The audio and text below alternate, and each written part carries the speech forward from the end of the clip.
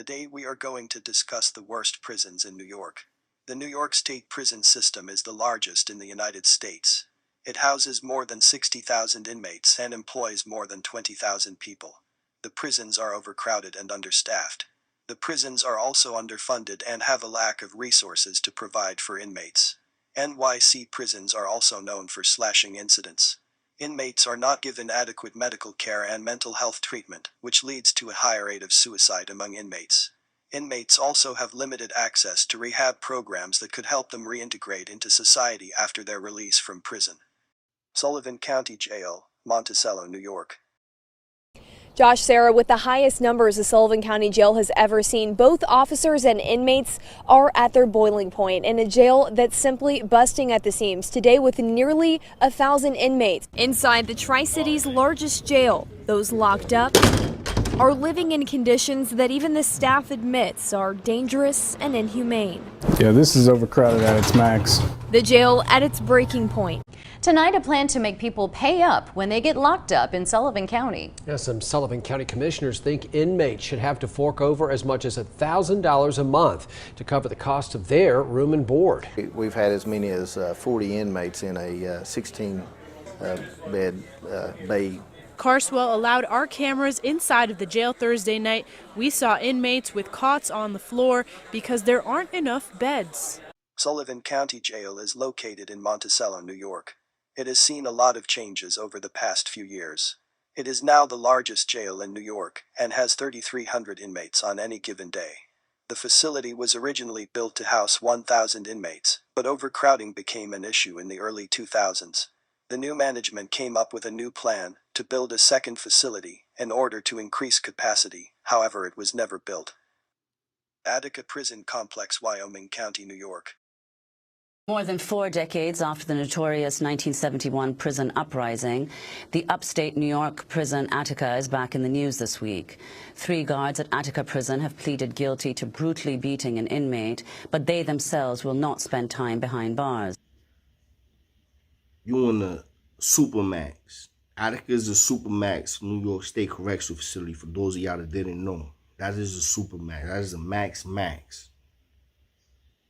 You know, it's not just federal correctional facilities that have supermaxes, it's also the states. So Attica is one of those. It's a horrifying situation because you wake up not knowing what today's going to bring you. And when I mean what today's going to bring you, not what the person that you lock next door to, but with the officers. From there, they sent them to Attica. In Attica prison, they tried the same thing on them again. Because when you in prison, and you do something to an officer, they're going to put it in your record. I don't know what they write in your file, but they write something for once you get to that prison, they read it, and the shit starts. When he got to Attica, they tried to do the same thing to him. He tried to stab them. They hung him. You hear what I'm saying? They hung him. In 1971, when Attica Prison Complex was first built, its design was meant to be a model for prisons all over the country. On the contrary, this prison is known for violence on inmates and correctional officers, which has led to inmates murdered under shaky circumstances. The prison has a capacity of 2,600 inmates. The state intended to keep the prison full at all times, so that prisoners would have few opportunities to escape a riot. The prison was designed with 2 levels of cells, a recreation yard and a staff residence. Auburn Correctional Facility, Auburn, New York. It is an extremely dangerous environment that our members have to work in. 82 weapons seized in a 1-month period speaks volumes to the fact that the administration needs to do more to make the facility stay safe. Well, State Corrections also released a statement. Officers sent to the hospital after more than 20 inmates started fighting at Auburn Correctional Facility. Soon as you come in there, it's like a dark cloud over the jail, my nigga, I promise you. Soon as you come in that shit, my nigga, you can feel the misery and depression. In Auburn, the ABC CBS killer, white guy, a black man calls him a snitch. He saws the man head off. The pictures are still up in the jail. Auburn Correctional Facility is one of the worst prisons in New York because of the terrible conditions that inmates face. The prison has been operating without an upstate correctional facility commission since June of 2011.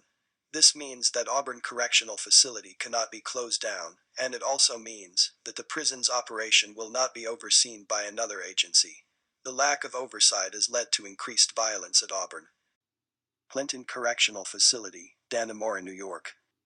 So then they say, Franklin, Clinton Correctional Facility. I'm like, oh shit. Shit just got real. You know what I'm saying? This is in the North Country of New York. It is very sparsely populated, only about 25 miles from the Canadian border, and full of a lot of woods and a few scattered homes and hunting cabins. Lots of places to hide out. Safe from gang fights, New York Assemblywoman Janet Dupree says have broken out numerous times at Clinton Correctional Facility. All of this is a formula for very potential violence in this area. Beyond that, there's more. The racial makeup really counts here. The vast majority of these inmates are black or Latino, 3/4 of them, and yet with more than 900 corrections officers here. In an age where the more horrific the crime, the more prison time is allotted, many people have related to a recent article in the New York Post. There, they interviewed inmates of various prisons to find out which one was the worst. Clinton Correctional Facility came in at number 1 with a whopping 45% of inmates incarcerated for serious violent crimes. Fishkill Correctional Facility, Beacon, New York. Night of abuse behind bars at prisons statewide, including Fishkill Correctional Facility, where several inmate deaths have resulted in lawsuits against the state.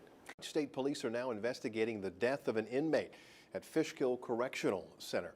37-year-old Joseph Clark, who is from Newburgh, died last Monday morning after getting emergency medical attention. And thanks for staying with us. We got new information tonight in that death of a Fishkill inmate. Now, state investigators now say it appears Joseph Clark died by suicide. Tonight, the inmate's mother is demanding a closer look. Fishkill Correctional Facility, also known as Fishkill CF, is one of the worst prisons in New York. The facility is located in Fishkill, New York, and has a maximum capacity of 1,800 inmates. This prison has been rated at a D by the National Institute for Corrections. The New York State prisons are in a state of crisis.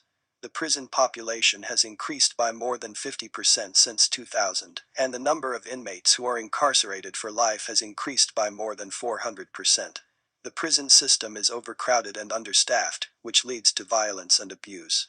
An important fact is most sentenced adult inmates from NYC locked away will be upstate New York, close to Canada, and very far away from home. The New York State prisons need to be fixed in order to provide a safe environment for inmates and staff. One way to fix the prisons is by reducing the number of inmates who are incarcerated for life. Another way is by increasing the number of guards so that they can keep an eye on all prisoners at all times. 5 dangerous prisons in California. California's prison system has a long history of overcrowding and violence. But in the last decade, the system has become one of the worst in the U.S. due to understaffing and mismanagement. The prison population in California has grown steadily since 1980. In 2005, there were about 170,000 inmates in prisons designed for only 80,000 people. This overcrowding led to a series of problems including increased violence, poor medical care, and limited access to rehabilitation programs. At number 5, we have Folsom State Prison.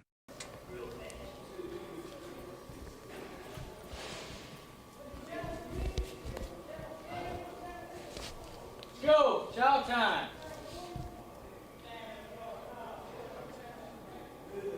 A homicide investigation is underway right now at the California State Prison in Folsom. Authorities say 2 inmates, Anthony Rodriguez and Cody Taylor, attacked another inmate in a housing unit yesterday. Officers used foam baton rounds to stop the attack. Several state prisons like Folsom are under court review to end such practices as double celling. Prisoners in protected custody here are single-celled, but the more than 1,300 general population cells 4.5 feet wide by only 11 feet deep. This afternoon, we are also getting word of a riot at Folsom State Prison. About 20 inmates were involved in this. It happened this morning in one of the facility's medium security housing units. Correctional officers deployed chemical agents to try to stop the violence. 5 inmates were transported to the hospital with non-life-threatening injuries. No staff were injured. The black card getting into it with another race, it ain't gonna be just no one-to-one fight. You know what I'm saying? It's gonna be all the blacks against all the Mexicans, mandatory. You know what I'm saying? When it go down, and if you are black, and if we see you and you ain't getting down, if you ain't throwing punches, if you just standing around on some scary shit, we gonna roll your ass up. You gotta get up out of here. You know what I'm saying? Folsom State Prison is infamous for being one of the oldest prisons in the United States. Folsom State Prison has been overcrowded and full of violence ever since it was opened in 1880, and these are just a few criticisms that have led to its controversy. At the prison, security is quite tight.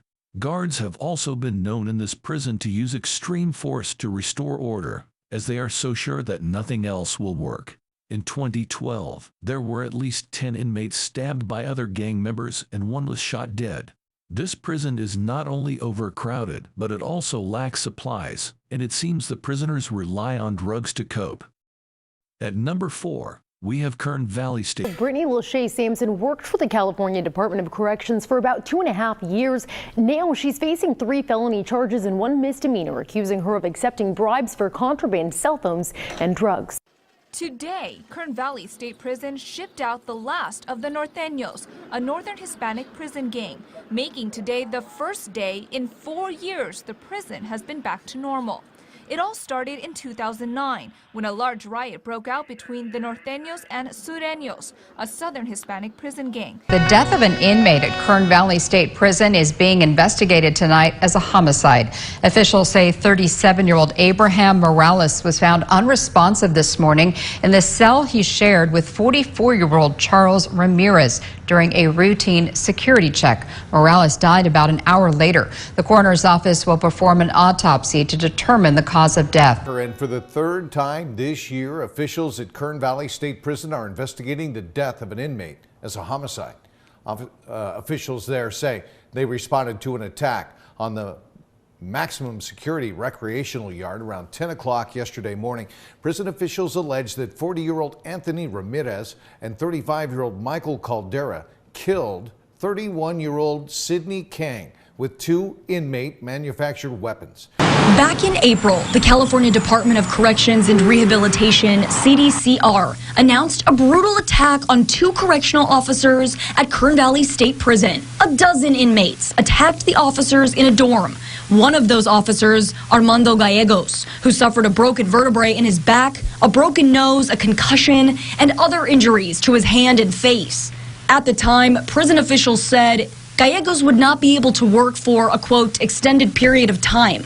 It had been 5 months, and Officer Gallegos remained under a doctor's care, fighting to recover from his injuries. But Friday, he passed away, leaving behind his wife, Irma. Prison officials say they were conducting a security check yesterday evening when they found 26-year-old Juan Mendoza unresponsive, suffering from visible injuries. Mendoza was found in the cell he shared with Jorge L. Mendoza. Medical staff attempted life-saving measures, but Mendoza later was pronounced dead. At number 3, we have California State Prison, Corcoran. Lo and behold, kicks off, boom. They all rush the Norteños. These dudes get engulfed. And I see my celly over there in action, getting them and watching. I'm like, damn, that fool's getting his money, you know? I felt bad, guys. At the time, I'm gonna keep it real. I was conflicted. I was ambivalent about the whole thing. Yes, the Norteños were our enemies, but yes, the Norteños were respectful to me. So what do you think about the Beatles, right? Because anyone who knows Charles Manson knows about the Beatles. He believed that they were subliminally reaching out to him and saying things in their songs. And he said, I used to listen to him. I didn't listen to him anymore. I asked him about Freemasons. I asked him about, shit, man. I asked him about everything I read in the book. I asked him about Helter Skelter flat out. Blew my mind. I said, what's up with Helter Skelter? He said it was a joke. It was fake. It was all along. It was just a joke. The male-only facility is located in Kings County, California. It provides open dorms to closed cells to suit various levels of security needs. The prison is very overcrowded, but it also has the infamous security housing unit and is reported to house prisoners even if they haven't committed any crimes. If you do wrong in solitary confinement, the conditions will no doubt be a living nightmare. This can lead to serious trauma and a lasting impression of this place. At number 2, we have San Quentin State Prison. When you disrespect another group, the only way to deal with it is you ask that group to deal with it. That's how it's supposed to be. And so they got at these individuals and said, you know what? He took off on the old homeboy. You guys have to deal with it. The Native Americans said, you know what? And left it at that. Yeah, I see that. You know, it's funny.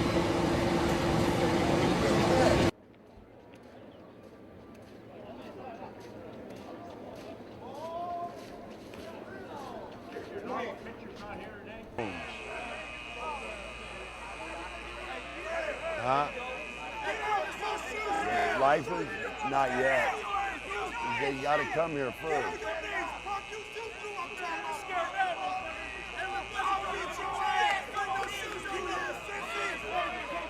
My name's Charles Smith, 46 years old. I've been convicted of 4 gang murders, and I was sentenced to death. Step back away from the cell, please. I've been here 33 years at San Quentin, 35 years since my arrest back in 1980. There's just a layer of smoke up there from all the smoking that was going on. There's little papers floating in the air. People are shooting lines down and catching lines, and I'm seeing all these strings getting fished up and down. There's people running around on tiers. Not many, but a few. Right, it's kind of late in the evening at this point. Located up in the north of San Francisco, this prison is one of California's oldest and was opened during the Gold Rush era. It opened in 1852 and has a lot of controversies. The prison has been in popular film, videos, and TV programs, but it's not all wonderful. Despite offering inmates various activities, the conditions don't appear to improve much. The prison is infamous for the brutal treatment of inmates, denying access to basic necessities, and overcrowding. COVID-19 was raging at the prison, and 12 inmates died within 2 months.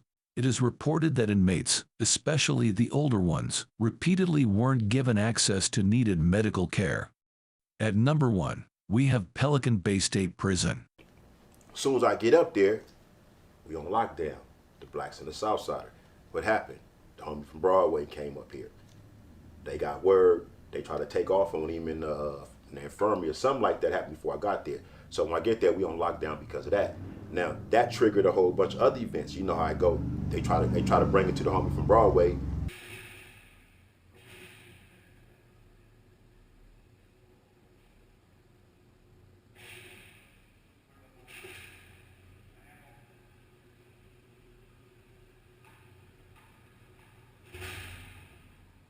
How easy was it to get messages in and out?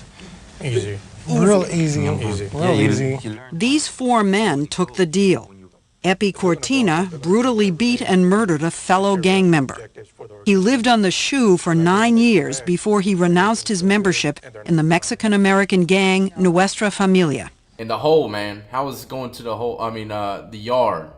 Oh man, well that's the only time you really get to see any kind of like sunlight, because there's a little bit of sunlight above. But I mean, they give you a handball. You know, you can sit there and play handball. You know, you can work out. This prison has an extremely bad reputation, which over the past few years has improved due to multiple lawsuits filed by former inmates. However, there are still issues with overcrowding and a lack of rehabilitation programs. This prison is a maximum security facility. It's known for housing some of America's most notorious criminals, meaning many of them often die there. In the early stages of the facility, accusations of beaten inmates dying, guards having them fight their enemies, not approving the overuse of drugs, and allowing prison gangs to flourish with prisoners being beaten. The situation on the inside changed after the 2013 hunger strike, but is not at its best and may not be for some time. California's prison system is in a state of crisis. The prisons are overcrowded and the inmates are not receiving adequate care. The state needs to take drastic measures to improve the prison system. They need to reduce the population of inmates and provide better medical care for those who are incarcerated. 7 worst prisons in the state of Illinois. I was more of a target because I spoke out about it. 28-year-old Dion Hampton, who goes by Strawberry, plans to keep talking loudly about what she calls the widespread abuse she suffered in Illinois prisons. Chicago's top cop says 59 gun shell casings were found after the shooting of a rapper right outside the Cook County Jail. Superintendent Brown using this case and that situation as a reason to push for keeping violent offenders in jail. Illinois has a lower incarceration rate compared to other U.S. states, but it still houses more than 42,000 inmates across various security levels in state prisons.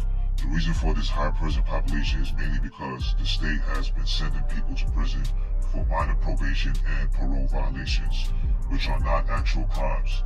Instead of finding alternative ways to deal with these offenders, they end up serving time in state prisons, causes the population to increase. Thankfully, authorities are aware of this issue and are discussing possible solutions to stop unnecessary prison admissions for technical violations. By addressing this problem, Illinois can potentially save taxpayers money and create a fair and more efficient criminal justice system. At number 7, we have the Logan Correctional Center. Then on Thursday, WAND learned a lawsuit filed last month accuses prison electrician Milo Zimmer of forcing an inmate on him and continually harassing her, including forcing her to sit on his lap. That lawsuit claims Zimmer then illegally smuggled things like a hair straightener and birthday cake into the prison for that inmate. A state database shows Zimmer has not collected a check from the state since March and is charged with custodial sexual misconduct, the same charge Jeffrey Dozier faces.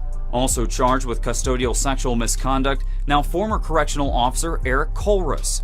A lawsuit obtained by WAND on Friday claims he and another correctional officer forced an inmate to have a laundry room, and many other officers knew what was happening but didn't stop it. It allegedly happened in December of 2015, the same month Colrus stopped working at the prison.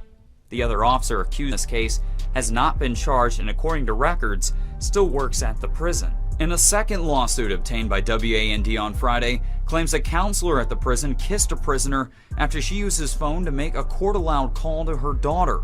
He then allegedly forced her into having twice and forced her to perform him twice as well.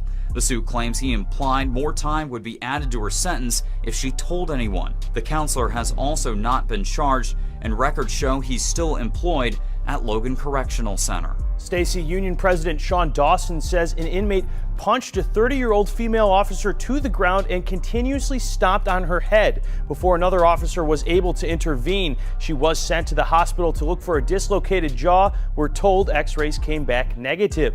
Dawson says violent incidents toward officers and inmates are the highest at the facility in his 16 years there, and he says around the same time an officer was hospitalized, one inmate attempted to murder another by strangling them with an extension cord. A big problem, he says, is that mental facilities are shutting down and those patients are going into regular prisons, but he thinks prisons lack the required staff to handle that many mentally ill. Dawson says state facilities are moving toward less punishment for infractions, especially for mentally ill inmates, which is causing inmates not to listen to officers.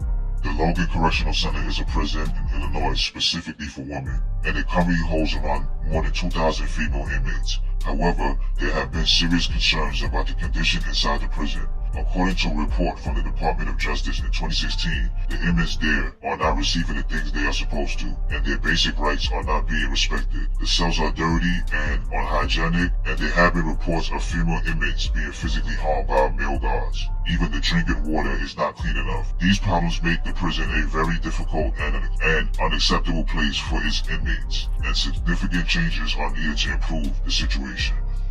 At number 6, we have the Centralia Correctional Center. The Centralia Correctional Center is a prison that has been shrouded in secrecy, but Warden Boone recently shed some light on the challenges faced by him and his team. They work extra hours to maintain law and order because the inmates are always causing trouble and looking for opportunities to create problems, resulting in common assaults within the prison.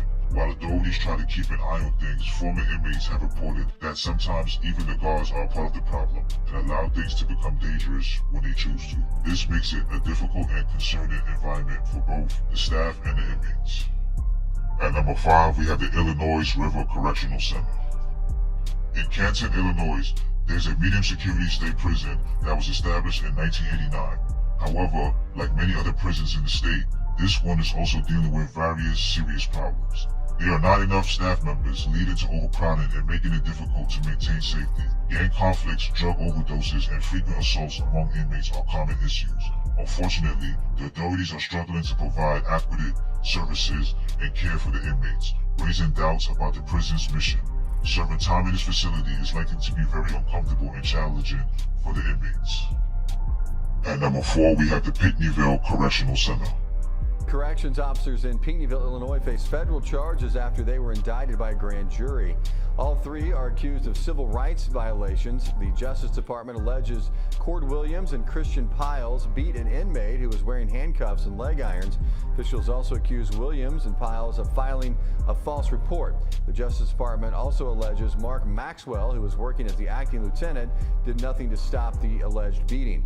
Each received a criminal summons to appear in court in federal court in Benton, Illinois on June the 1st. The Pinckneyville Correctional Center is on lockdown after an assault. According to an Illinois Department of Corrections spokesperson, the assault involved an offender and an officer. Officials say both were treated for non-life-threatening injuries.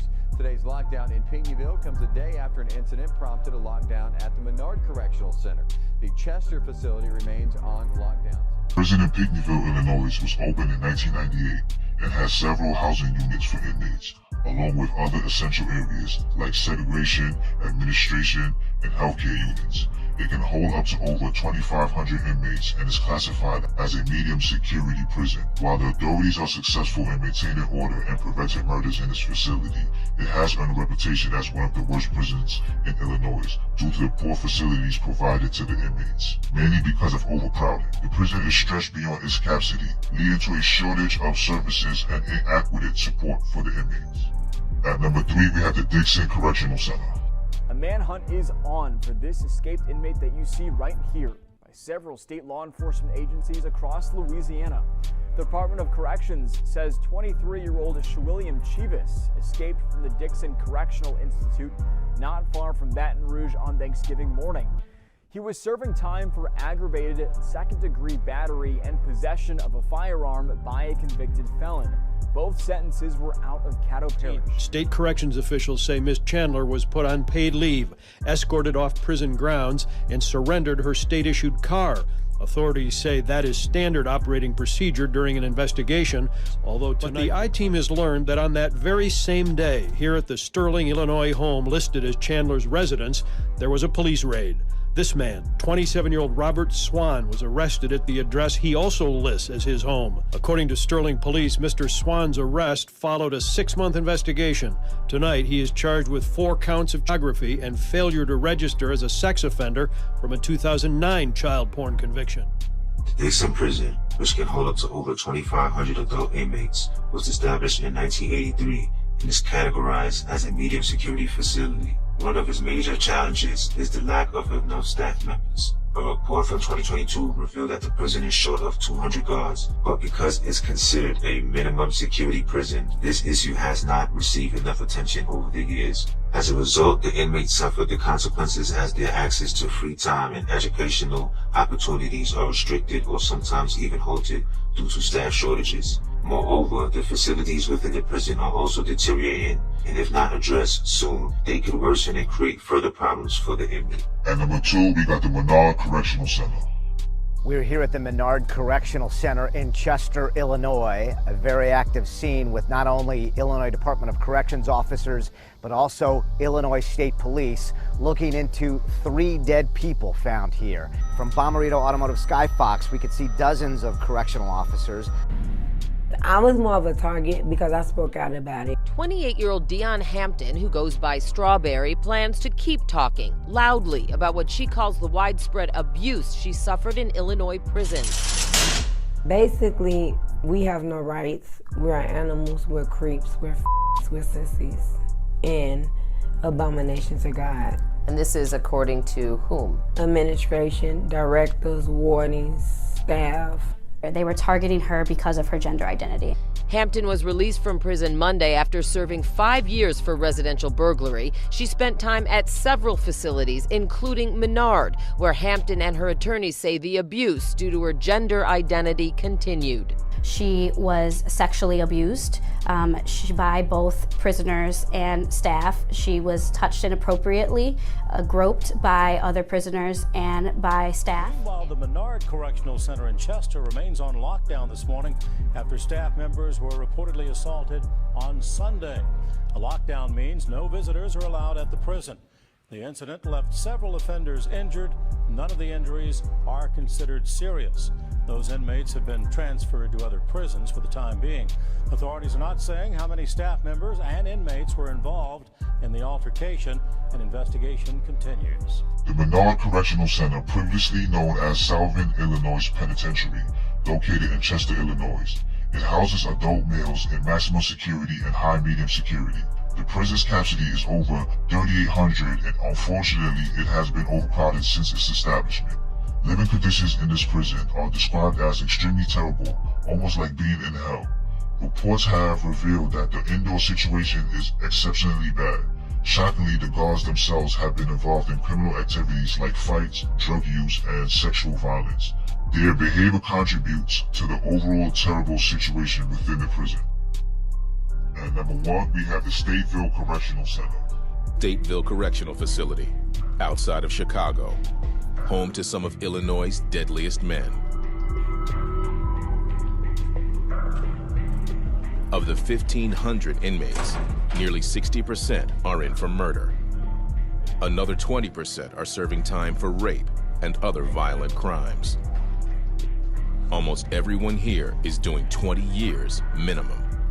The Stateville Correctional Center is a maximum security prison in Illinois, USA, holding up to over 4,000 extremely dangerous inmates. The prison has been open since 1925 and has expanded its capacity over the years. However, it's considered one of the worst places anyone can imagine being in. Inmates constantly fear being harmed by other gang members, and the living conditions are described as hellish. The drinking water is unsafe, meals provided are often insufficient for proper nutrition, and the cells lack clean sanitation services. Moreover, the guards exert control using excessive force, leading to accusations from former inmates of beatings and unjust solitary confinement. The overall environment is harsh and challenging for those in prison there.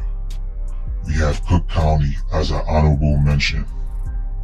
2 Cook County inmates died while in custody, one of whom was beaten to death in the maximum security wing. The medical examiner's office says Marvell Reasonover died from multiple injuries from an assault Thursday night.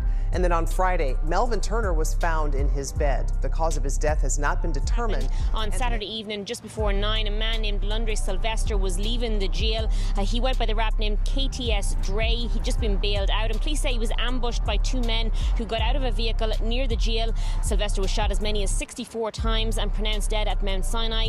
A 60-year-old woman who was with him was shot in the knee and taken to Stroger. A second woman in her 30s was standing nearby when that chaos broke out. She suffered a graze wound to the face. She was taken to Mount Sinai as well, and both women were in good condition at last check.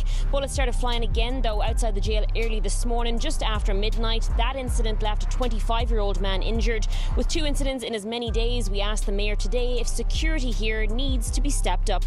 Cook County Jail, located in Chicago, Illinois, was originally designed to accommodate 5,000 inmates, but due to overcrowding issues, it has been forced to hold up to over 10,000 people at times. Throughout its 107-year history, since opening in 1855, the jail has been entangled in numerous lawsuits and scandals. Housing some of the most dangerous criminals in America, it has witnessed multiple riots over the years. Managed by the Cook County Sheriff and occupying 96 acres in South Lawndale, Chicago, Illinois, the facility has been the 3rd largest jail system in the United States concerning inmate population as of 2017, trailing behind Los Angeles County and New York City jail systems. Sorry to say, Cook County Jail suffers from significant drawbacks, including alleged verbal and physical abuse inflicted on detainees by wardens, severe overcrowding, and rat infestation. The visiting system is woefully inadequate, making it extremely challenging for friends and family members to see their incarcerated loved ones, resulting in unjustifiably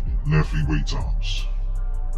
The state of Illinois is facing significant challenges with its prison system, as evident from the list of the 7 worst prisons in the state. Overcrowding, staff shortages, and inadequate facilities are common issues plaguing these prisons. leading to difficult and even dangerous living conditions for the inmates. The lack of attention to minor probation and parole violations has also contributed to the high prison population. Inmates in some of the prisons face the constant fear of violence, both from other inmates, even from the guards themselves. These prisons are in dire need of reform and improvement to ensure the safety and well-being of those incarcerated within them. Addressing these problems can lead to a fairer and more effective criminal justice system in Illinois, benefiting both the inmates and the community. Worst prisons in Florida. Hello everyone and welcome back to our channel. Today, we're taking a deep dive into the dark side of the Florida justice system and exploring the top worst prisons in the state. From inadequate facilities, gang violence, and excessive force from guards, these prisons have earned a notorious reputation for being the most unbearable places to serve time. We'll be uncovering the stories behind the walls and shining a light on the ongoing problems faced by inmates in these institutions. So sit back, relax, and get ready to discover the top worst prisons in Florida. At number 5, we have Santa Rosa Correctional Institution. Florida Prison Stories, we're back at it, and we're going to take a little trip to Santa Rosa, Florida. Granted, I've never been to Santa Rosa, but I know plenty of people who have. Now, when I was in prison, Santa Rosa was notorious for its CM program, CM meaning controlled management. Now, there are 3 different levels to CM, CM 1, 2, and 3, each with varying levels of restrictions. So if you ever wonder what happens if you fuck up too many times within the Florida Department of Corrections, look no further, this is your answer. You see, this is where Santa Rosa is. And this is where the majority of people in Florida prisons come from. So you're already in a lose-lose situation if you already landed at this place, because you're the better part of a day away from your family, and on top of it all, the guards absolutely suck there. And notoriously, they turn the heaters on during the Florida summers and put a lot of restrictions on you as far as blankets and jackets during the winter. But the worst story that I ever heard was of one guard who smeared cow shit all over this guy's window, and he had to breathe that shit in 24/7 for God knows how long. We're discussing one of the most notorious prisons in Florida, the Santa Rosa Correctional Institution. With a capacity of 1,614 inmates, this prison has become notorious for its high levels of gang violence and racial tensions. Over the years, the gang violence in this prison has only gotten worse, and the situation has been compounded by incidents of violent behavior from correctional officers. There have been numerous reports of murders between different ethnic groups within the prison, and a constant state of conflict between officers and gang members. It's clear that the situation at the Santa Rosa Correctional Institution is a major cause for concern. The high levels of violence and racial tensions can create a dangerous and unstable environment for both the inmates and the staff. It's important for authorities to take action to address these issues and make the necessary changes to improve conditions within the prison.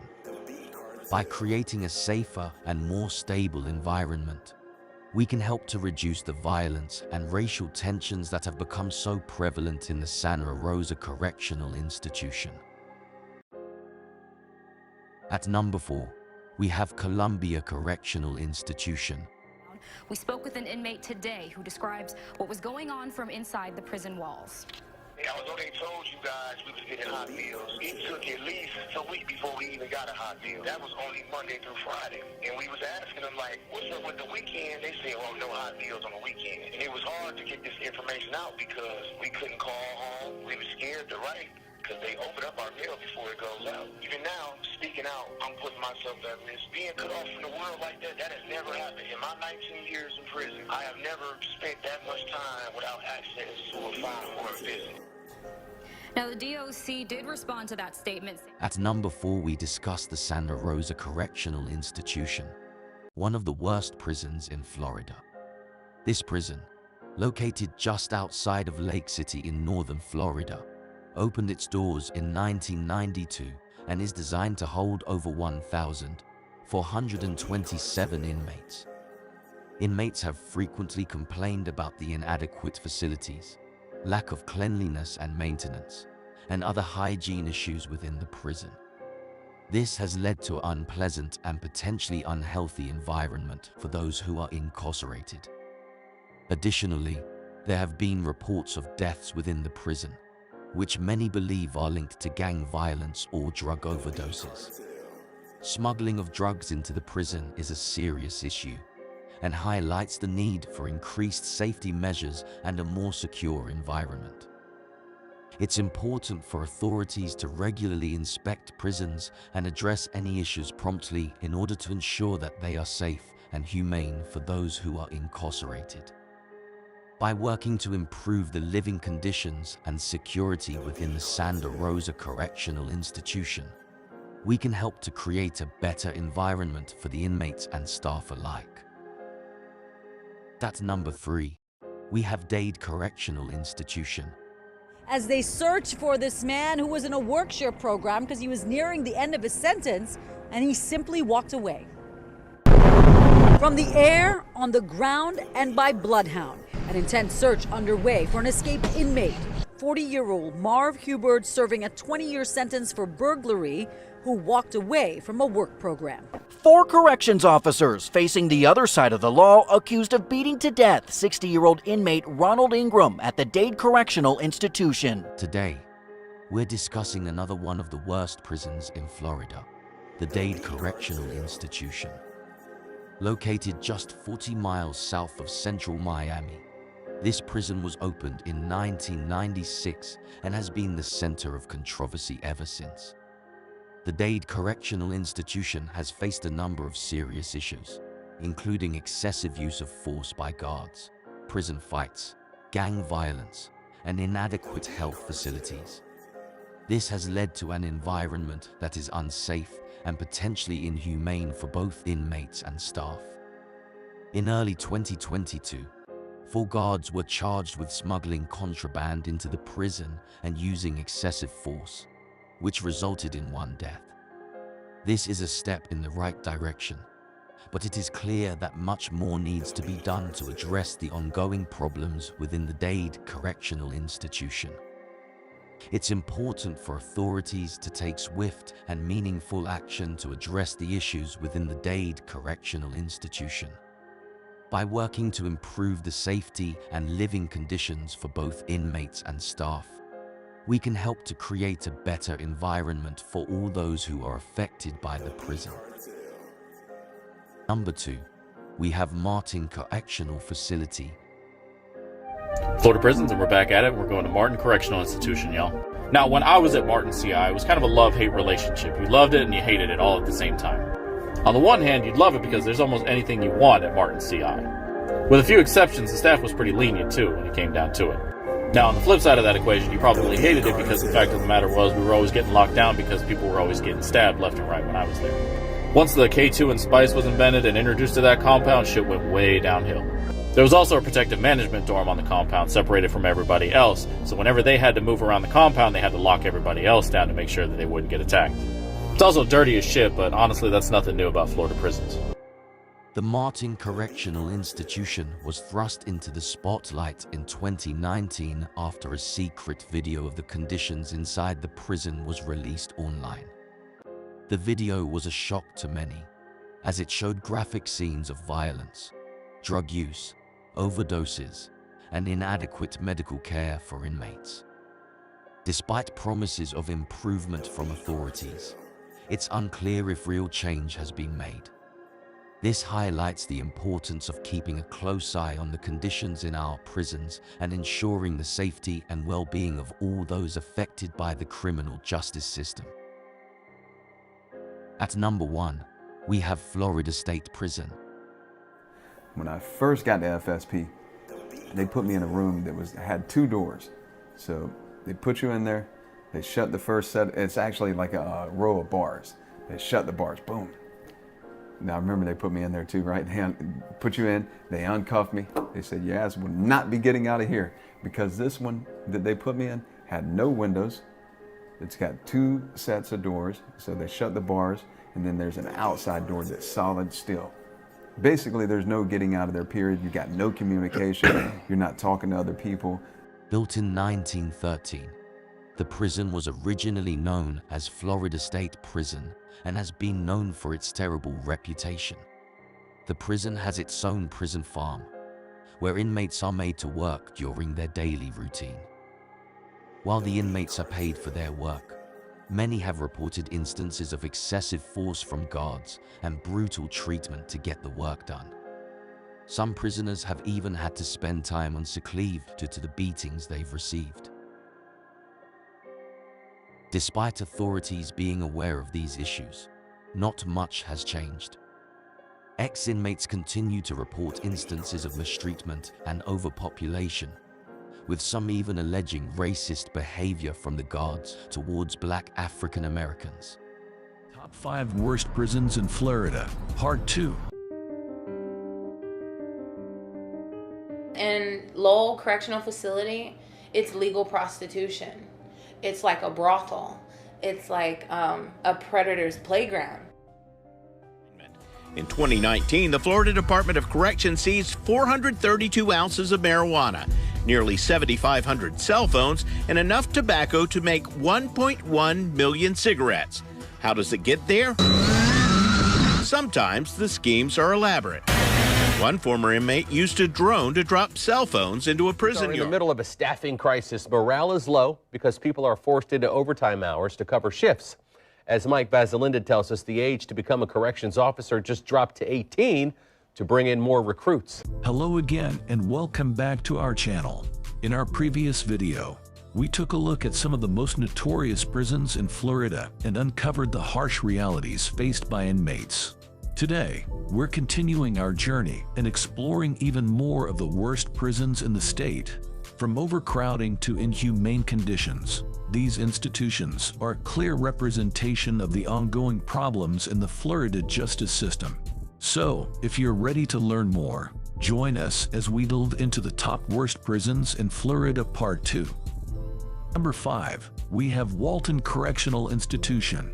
It's Appreciation Week for correctional officers and nurses, people that work to serve others on a daily basis. News 13's Kimber Collins got a behind-the-scenes look at the Walton County Jail as they celebrate both jobs under the same roof.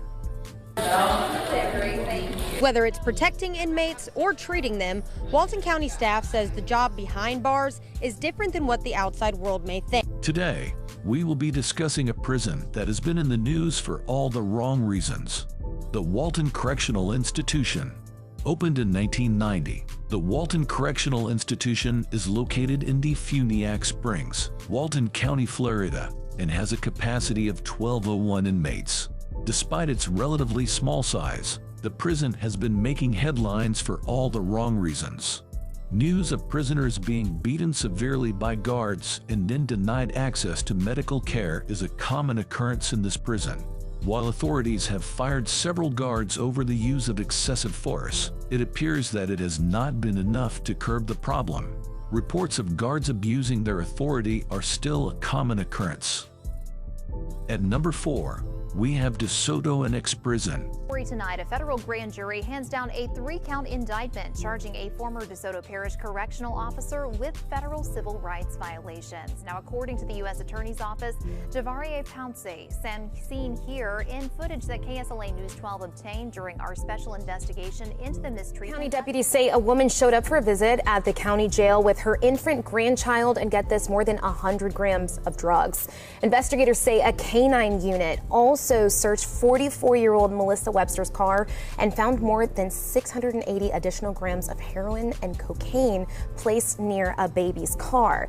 Now, Webster is charged with trafficking heroin and cocaine, bringing contraband into a correctional facility, and child abuse. Today, we will be discussing a prison that has been facing various problems despite its relatively good reputation. The DeSoto Correctional Institution. Opened in 1996, the DeSoto Correctional Institution is located in DeSoto County, Florida, and houses a mixed security level of male inmates. Despite its good reputation, the prison is still facing several challenges that make it one of the worst in Florida. One of the major problems faced by the prison is overcrowding. Inmates are often located in cells with several other inmates, which hampers their access to facilities and contributes to the unhealthy living conditions in the prison. Another major issue faced by the prison is the use of excessive force by guards. Despite widespread condemnation and a few guards being fired, some guards still believe that excessive force is the only way to restore law and order in the prison. At number 3, we have Charlotte Correctional Institution. The Charlotte County prison guard had to spend the night in jail herself because investigators say she showed up to work yesterday with all of this hidden inside her pants: 9 cell phones, 2 SIM cards, and 2 power cords. All of it was stuffed between her underwear and a pair of shorts. Another suspicious death of an inmate at the Charlotte Correctional Institution. There are now 7 deaths under investigation there. Robert Peterkin was found dead in Charlotte Correctional Institution on June 4th after sources inside the prison alerted me today to his death. The state confirmed they were conducting a criminal investigation. Charlotte County correctional officer was treated after being attacked by an inmate. This is according to investigators. The department says Omar Bleachington struck the officer in the face with a closed fist. Staff responded appropriately, and the inmate was subdued. Today, we will be uncovering the harsh realities of the Charlotte Correctional Institution. It was the death of an inmate at the hands of a guard that brought the Charlotte Correctional Institution to the forefront of the news. But little did we know about the numerous problems that this prison faced. In 2015, there were 6 unexplained deaths of inmates that were reported. To this day, authorities have yet to reveal the reason behind these deaths, putting a question mark on the safety and security of the prisoners in this facility. The Charlotte Correctional Institution is also facing the problem of overcrowding, which has led to inmates sleeping on the floor and living in very dirty conditions. This only adds to the already harsh conditions that the prisoners face. At number 2, we have Sewanee Correctional Institution. Fucci was booked into Sewanee Correctional Institution. It's west of Lake City. It houses a little more than 1,100 inmates. What is rare about this is how quickly this happened. In these situations, it usually takes weeks before someone is transported to prison to serve their sentence. Today, we will be taking a look at the Sewanee Correctional Institution. Opened in 2009, the Sewanee Correctional Institution is relatively new, but it's already making headlines for all the wrong reasons. This prison can house over 1,500 inmates, but it has the most use of first incidents per 100 inmates of any other prison in Florida. The authorities are struggling to bring order to the prison as inmate gangs have made things worse. The situation has become so dire that the FBI has been involved to help the authorities counter some of the issues that they face. At number 1, we have Lowell Prison. In Lowell Correctional Facility, it's legal prostitution.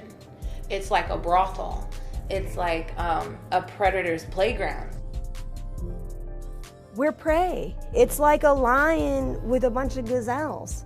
I mean, it's a perfect breeding ground for sexual predators. Assistant Warden Martinez, known to many of the female inmates as Marty and Daddy, was fired amid allegations of misconduct with inmates. When reached by phone and asked about the allegations, Martinez declined to comment. Hey guys, this is Kay coming from Lowell. With prison news, the days are dark as black coffee. Keiko Kopp, a prisoner at Lowell Correctional Institution, always starts her newscast on TikTok describing the day as dark as black coffee. I want to create awareness. You have no idea what's really going on in here. Kopp, who goes by Kay, has 156,000 followers. It piqued my interest, and that's why I started digging into this story to try to figure out what and why an inmate would be beat to the point where they are now paraplegic. Lowell Correctional Institution is the largest prison for women in the country. Most of the corrections officers here are men. Today, we will be talking about Lowell Prison, one of the most notorious female prisons in the state of Florida. Located in Marion County, Central Florida, Lowell Prison has a capacity of over 3,000 inmates and has been open since 1956. However, the prison has been shrouded in controversy for years due to violence, drug use, excessive force by guards, and the rampant cases of sexual abuse.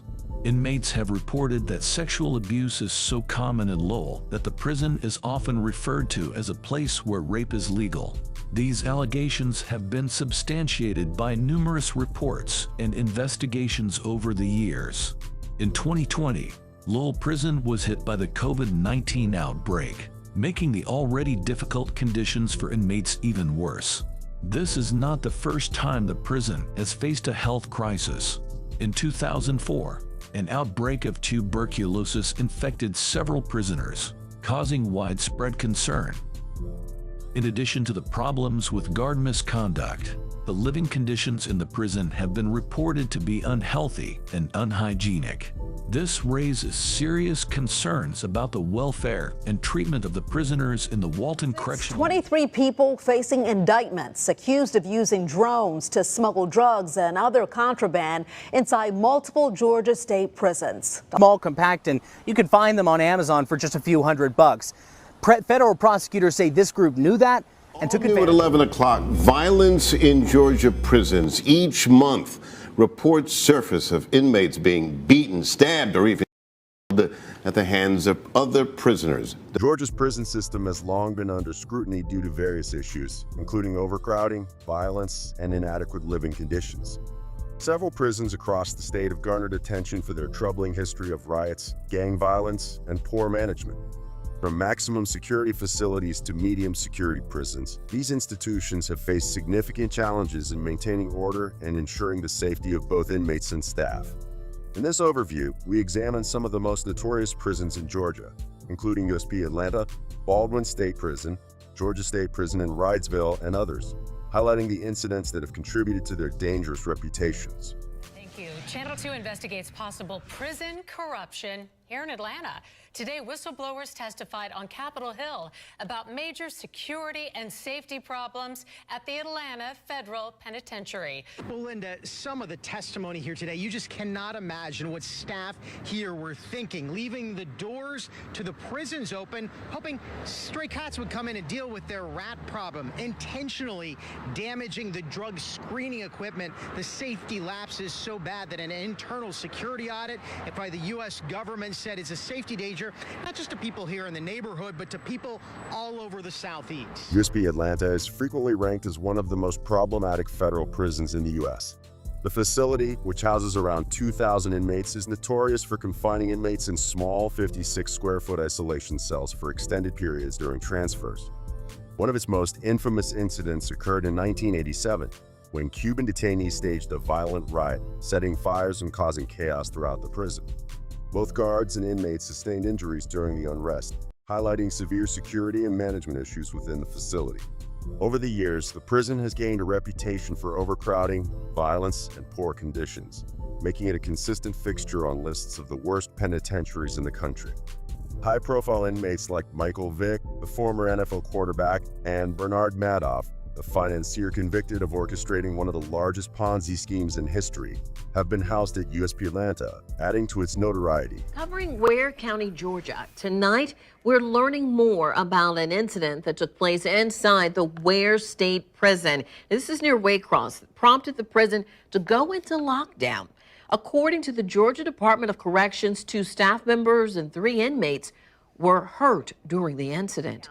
But new video continues to surface from that night and from the days following, showing a situation that both guards and inmates say is a powder keg. Ann Schindler has more. A war zone. The riot played out live on social media. Chaos, destruction. Inmates took control of Ware State Prison Saturday, badly injuring at least 2 guards, including one who remains in the hospital. But even some employees who weren't hurt haven't been able to return. I haven't been able. Ware State Prison in Georgia has been a site of significant controversy and concern regarding its conditions and safety. In August 2020, a major riot occurred at the facility involving hundreds of inmates who gained control over parts of the prison. The incident, which led to the injury of several guards, highlighted the dire conditions inside the prison, including severe overcrowding, understaffing, and inadequate facilities. Inmates reportedly faced inhumane conditions such as broken toilets, limited access to clean water, and insufficient medical care. These issues were exacerbated by the COVID-19 pandemic, which further strained the prison's resources and staff.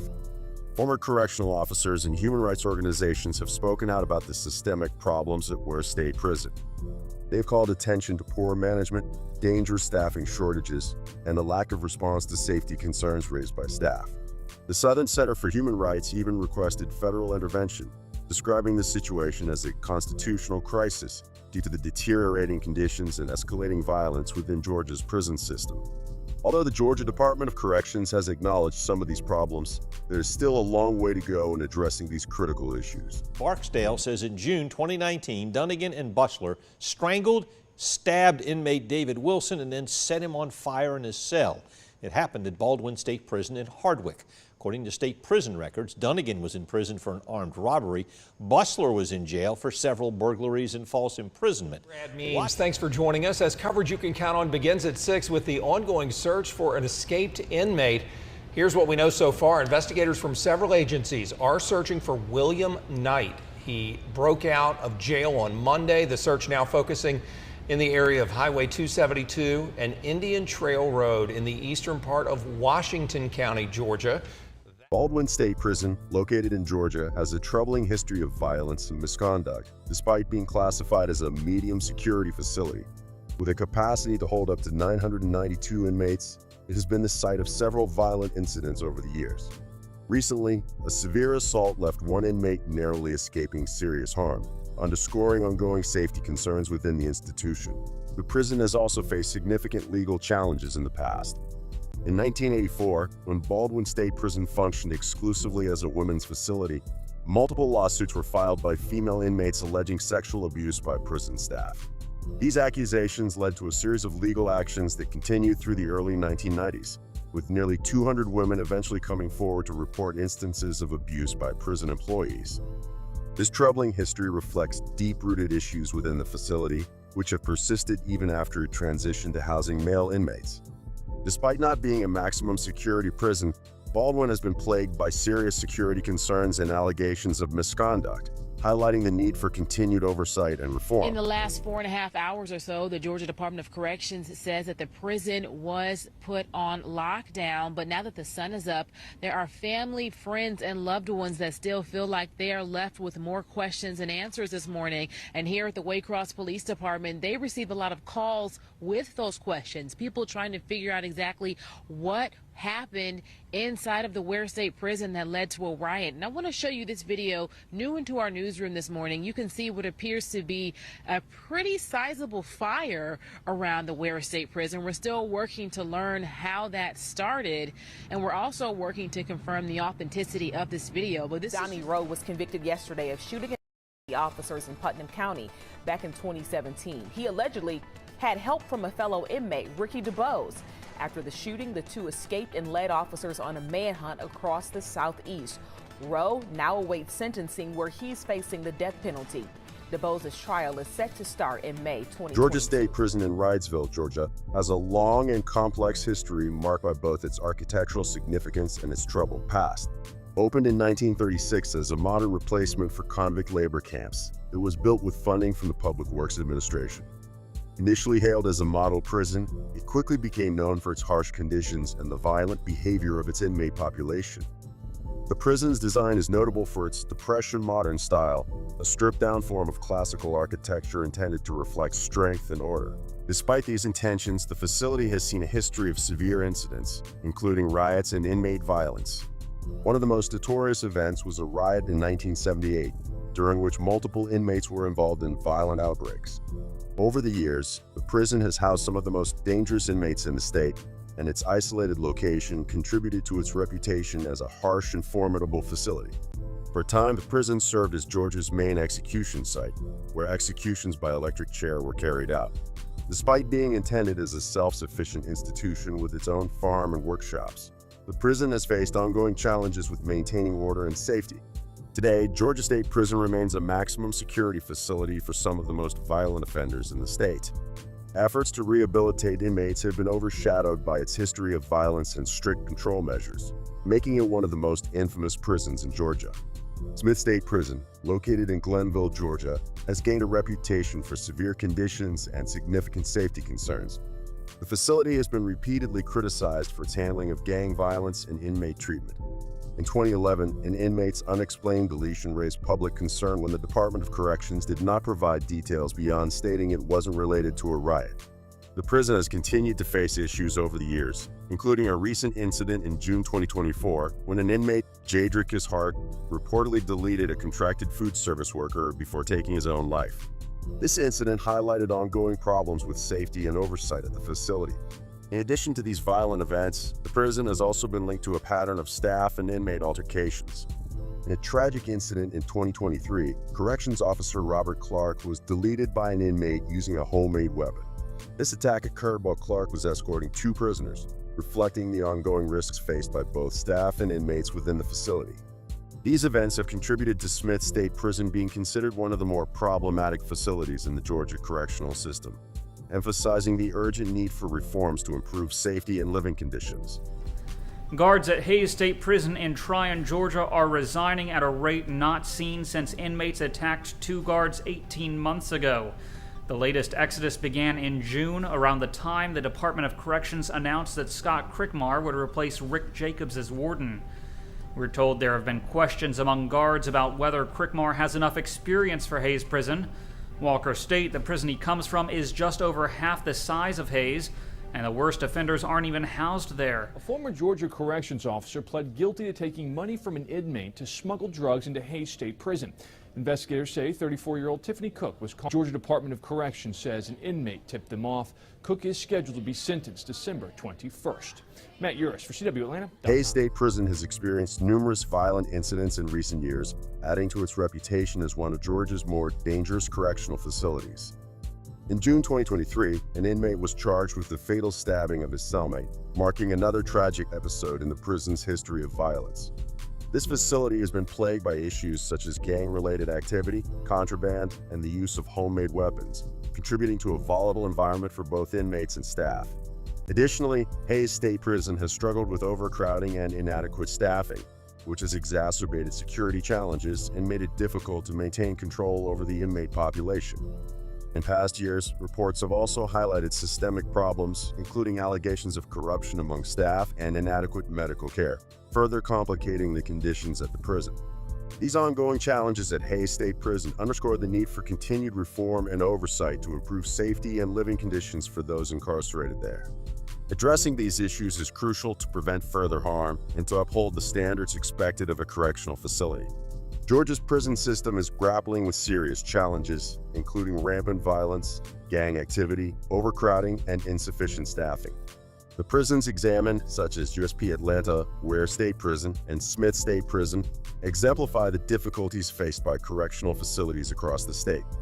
Repeated incidents of violence, riots, and security failures underscore the urgent need for reform and enhanced oversight. Addressing these systemic issues is essential to improving the living conditions of inmates and ensuring the safety of correctional officers within these facilities. Man, you feel me? This started a war, this started the police, they was going on, man. Look at this shit. You see this shit? It going down in this. It going down in this. Penitentiary in Leavenworth after a month-long lockdown. It began with a report of a gun inside. The United States is home to a vast array of correctional facilities, each with its unique history, challenges, and contributions to the criminal justice system. From high-security federal prisons to notorious state penitentiaries, these institutions play critical roles in housing some of the most dangerous and high-risk offenders. Each of these facilities is known for its stringent security measures, controversial histories, and efforts toward inmate rehabilitation and reform. Men work in the fields in the sweltering Louisiana heat, watched over by armed guards and wolf dog hybrids. This is the biggest maximum security prison in the United States, and one of the most dangerous. The Louisiana State Penitentiary at Angola is located an hour's journey north of Baton Rouge. The prison began as an actual plantation, at which enslaved black people picked the same crops that the prisoners do under similar conditions today. Incarceration debate. Another day in the field. I'm on my way out to the fields, riding on this truck they call a hootenanny. Many of the men are convicted killers, including the one sitting on either side of me. Javante Sanders beat a woman to death and stole her car. What's your sentence? Life without parole. Without parole. Terry Mays shot a man in the neck during a drug deal. You've been here how many years? 30. Louisiana State Penitentiary, commonly known as Angola, is one of the most notorious and largest maximum security prisons in the United States. Located in West Feliciana Parish, Louisiana, the prison is named after the former plantation on which it sits. Angola spans over 18,000 acres and houses more than 6,000 inmates, making it the largest maximum security prison in the country. Angola has a long and complex history, marked by severe conditions and a reputation for brutality. Historically known for its harsh treatment of inmates and grueling manual labor, the prison has been likened to a modern-day penal colony. Inmates often work on the prison's extensive agricultural operations, which include farming, cattle raising, and other labor-intensive tasks. These practices have drawn significant criticism from human rights advocates over the years. Despite its grim reputation, Angola has also been the site of notable reforms and rehabilitative efforts. The prison offers a variety of educational programs, vocational training, and religious services aimed at reducing recidivism and improving inmates' lives. One of its most famous programs is the Angola Prison Rodeo, an event that draws visitors from across the country and provides inmates with a sense of purpose and community involvement. The conditions at Angola have led to numerous legal challenges and calls for reform. In recent years, efforts have been made to improve medical care, living conditions, and access to rehabilitative programs. However, the prison's history and ongoing issues continue to make it a focal point in discussions about prison reform and the treatment of incarcerated individuals in the United States. New tonight, more prison problems. An inmate at the Beaumont Federal Prison ended up in the hospital with life-threatening injuries today after a fight with another inmate. The Bureau of Prisons has launched an investigation into an inmate who died inside the high-security federal prison in Beaumont following a fight Sunday morning. It started with just two inmates. 35-year-old Eric Germain Leday was taken to the hospital where he died. A second inmate was treated for minor injuries at the prison. Nearly 6 months, but U.S. Marshals say they have found an inmate who escaped from the Beaumont Federal Prison. Salvador Garcia Jr. arrested in Mexico and transferred to U.S. custody over the weekend. Another inmate was taken to the hospital today after a fight broke out between multiple inmates at the Beaumont Federal Prison. Two inmates were hurt. One was treated there at the facility. Another needed outside medical care and has since returned to the prison. Developing tonight, all eyes are on Beaumont for all of the wrong reasons. A Beaumont prison has gained national attention due to its lack of security. According to the Associated Press, a prison consultant says these facilities are just not secure. And Beaumont officials say cars often drop off drugs, cell phones, and other contraband in the woods for inmates to sneak away and grab. The United States Penitentiary, Beaumont, USP Beaumont, located in Beaumont, Texas, is a high-security federal prison known for housing some of the most dangerous and high-risk inmates in the federal system. Part of the larger Beaumont Federal Correctional Complex, which includes facilities of varying security levels, USP Beaumont plays a critical role in managing the country's most challenging inmate populations. Opened in 1998, USP Beaumont is designed with stringent security measures to ensure the safety of both inmates and staff. The prison features high fences topped with razor wire, extensive surveillance systems, and numerous security checkpoints. Inmates at USP Beaumont are typically confined to their cells for a significant portion of the day, with limited movement and interaction to prevent incidents of violence and maintain order within the facility. Life at USP Beaumont is highly regulated, with a focus on maintaining strict security protocols. Inmates have access to various programs aimed at rehabilitation and skill development, including educational courses, vocational training, and substance abuse treatment. These programs are intended to reduce recidivism and prepare inmates for eventual reintegration into society, despite the challenging conditions of their confinement. Despite its focus on security and rehabilitation, USP Beaumont has faced criticism and challenges over the years. Issues such as overcrowding, staff shortages, and incidents of violence have drawn scrutiny and highlighted the ongoing difficulties in managing a high-security prison. Nevertheless, USP Beaumont remains a key component of the federal prison system, reflecting the broader challenges and complexities of the U.S. criminal justice system. Remain on lockdown at the federal prison in Leavenworth. This has to do with a gun getting inside. Investigative reporter Matt Fleener is in Leavenworth getting answers for concerned families. Leaders here at the penitentiary in Leavenworth say they've been on what's called modified operations, but family members of inmates inside say it's much worse. They've been worried for more than a month. He said that it was terrible. He did say that he was having to defecate in a plastic At the bag. federal penitentiary in Leavenworth after a month-long lockdown. It began with a report of a gun inside. As investigative reporter Matt Fleener shows us, concerns remain even with the lockdown lifted. It's been a long couple of months inside the walls of the Leavenworth Penitentiary here. Bureau of Prisons officials say operations have returned to normal, but family members and others are still concerned. It's an imposing building. You can't see inside, and we've only heard the Leavenworth Penitentiary has been on modified operation since April. Family members are worried. Yeah, Krista, ironically, it was a symbol of Jones' freedom that led to his recapture when marshals matched a Florida driver's license to his prison photo and followed him to work.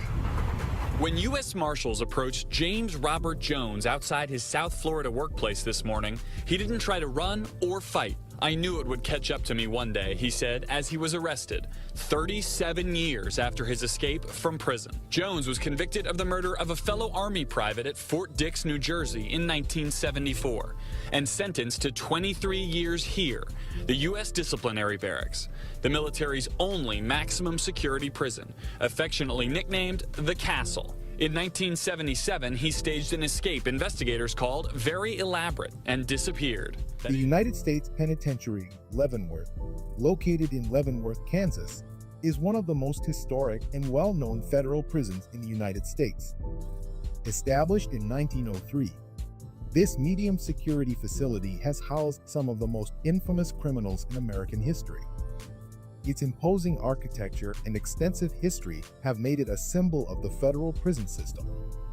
Leavenworth is known for its robust security measures and comprehensive inmate management strategies. The prison houses approximately 1,500 inmates and offers various rehabilitation programs, including educational and vocational training, aimed at reducing recidivism and preparing inmates for reintegration into society. Despite its age, Leavenworth continues to play a crucial role in the federal correctional system, balancing the need for security with efforts to provide inmates with opportunities for personal growth and development. Over the years, Leavenworth has faced challenges typical of many older correctional facilities, including issues related to overcrowding and aging infrastructure. However, ongoing efforts to maintain and upgrade the facility, along with a commitment to inmate rehabilitation, ensure that Leavenworth remains a key institution within the Federal Bureau of Prisons. Its storied past and ongoing evolution make it an enduring symbol of the complexities and challenges of the American criminal justice system. I'm in here for killing another gang member. I shot him in the back of the head. In my case, I killed another inmate, and it was either me or him. For a kidnap for ransom, I killed my cellie. You're locked down everywhere you go. Marcus Adams describes what it's been like living on San Quentin's death row. Sentenced to death for triple murder, he's lived in a 4 by 10-foot cell for the past 21 years. Like all death row inmates, anytime he leaves his cell, he must be escorted and handcuffed. Being on death row, you're confined to your cell 20 hours out of the day. But that's all about to change. The Department of Corrections has begun clearing out San Quentin's East Block, moving condemned inmates to other prisons across the state. It's all a result of Proposition 66, which requires death sentence inmates to pay restitution to their victims, meaning they need to be able to leave their cells to work. They can't stay here because we do not have an electrified fence. And so the guys that are transferring have to be behind an electrified fence. The CDCR says inmates will be mainstreamed into the general population and not required to wear handcuffs at their new prisons. San Quentin State Prison, located in Marin County, California, is one of the oldest and most well-known correctional facilities in the United States. Established in 1852, San Quentin has played a significant role in California's criminal justice system, housing some of the state's most dangerous inmates, including those on death row. The prison's historic architecture and unique location near the San Francisco Bay add to its notoriety. It is the only prison in California equipped with an execution chamber, making it central to the state's administration of capital punishment. Life at San Quentin is marked by a mix of harsh realities and opportunities for rehabilitation. While the prison is known for its high levels of violence and overcrowded conditions, it also offers a range of programs aimed at reducing recidivism, including educational courses, vocational training, and arts initiatives like the San Quentin News, a newspaper produced by inmates. Despite ongoing efforts to improve conditions and expand rehabilitative services, the prison continues to face significant challenges, such as managing an aging infrastructure and addressing public health concerns, particularly highlighted during the COVID-19 pandemic. San Quentin's storied history and ongoing reforms make it a focal point in discussions about the future of the American criminal justice system. This was the site for people getting their day started Tuesday morning along South White Street. An inmate on the rooftop, shackles around his feet and ankles, stripped out of his prison-issued uniform, law enforcement and emergency responders all around. Orleans Parish Sheriff's Office says the man is 18-year-old Devontae Jenkins. He was in jail for a laundry list of charges, including 12 counts of simple burglary and 2 counts of aggravated battery. He was being transported to the criminal courthouse when officials say the inmate asked for a bathroom break. That's when he escaped, climbed up on the roof of the old parish jail building, and even threatened to jump. 25-year-old Juan Vasquez broke out of the Orleans Parish prison early this morning. The Orleans Parish Sheriff's spokesperson says Vasquez escaped from the jail's temporary housing center, also called tents, between 4 and 5 a.m. Authorities say he cut through the tent and scaled a razor wire fence outside of the facility. Vasquez was in jail on drug and weapon charges. WDSU has learned he's the third inmate to escape the Orleans Parish prison this Parish Sheriff's Office is reporting the death of an inmate. According to the Sheriff's Office, the inmate was found unconscious inside his cell around 2:45 Friday morning and was taken to University Medical Center. Orleans Parish Prison, OP, located in New Orleans, Louisiana, is one of the most notorious jail complexes in the United States.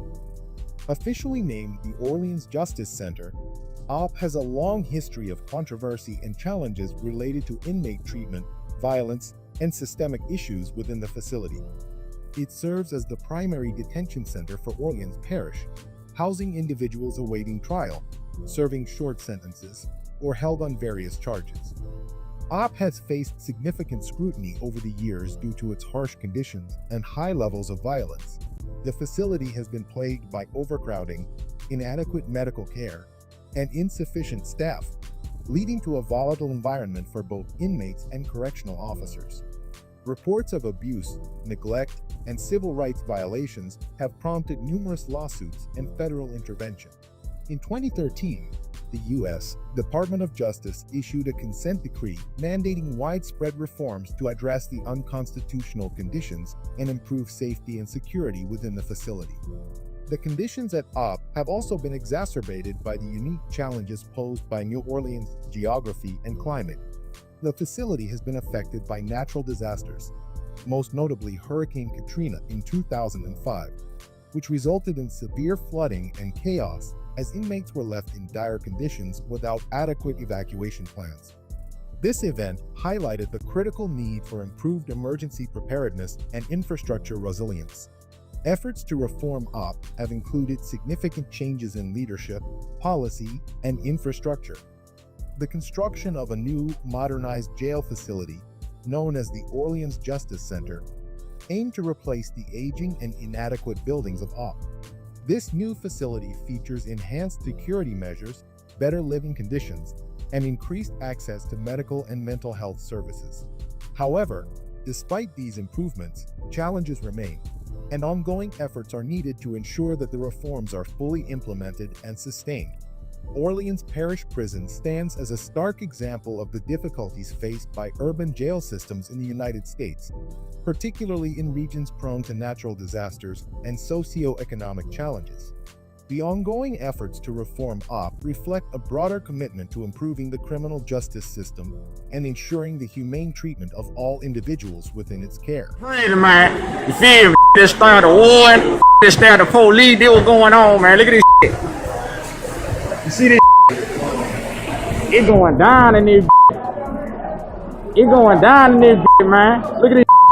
They set the cube on fire, man. I ain't playing around this. They need to free up out this bitch, man. You're looking at the prison dorm held by the inmates rioting inside Holman Corrections Facility. We have barricaded the front door because there's a sniper by healthcare with an AR-15 with a scope. The men don't give us their names. We don't want no matter. Instead, they give us a tour,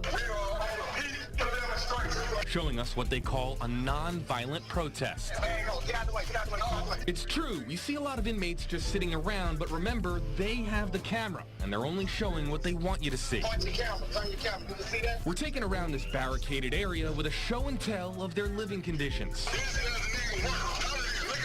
It's a series of complaints like broken toilets, moldy walls, overflowing trash, and other oddities. Let's show them the inside of the microwave. Ain't no cleaning out. This is the type of stuff. This is how we got to warm our food. They even take us into the shower, where they tell us the shower heads are broken. Tonight, 3 inmates injured, 2 with stab wounds during a prison brawl. It involved 11 people. All this happening at Holman Correctional Facility near Atmore Friday night. They say the fight was isolated to one housing area, but they're not releasing any names yet. Alabama prison leaders just releasing the results of a big-time blitz at Holman Prison near Atmore. Dozens, if not hundreds, of law enforcement officers surprising inmates early yesterday morning.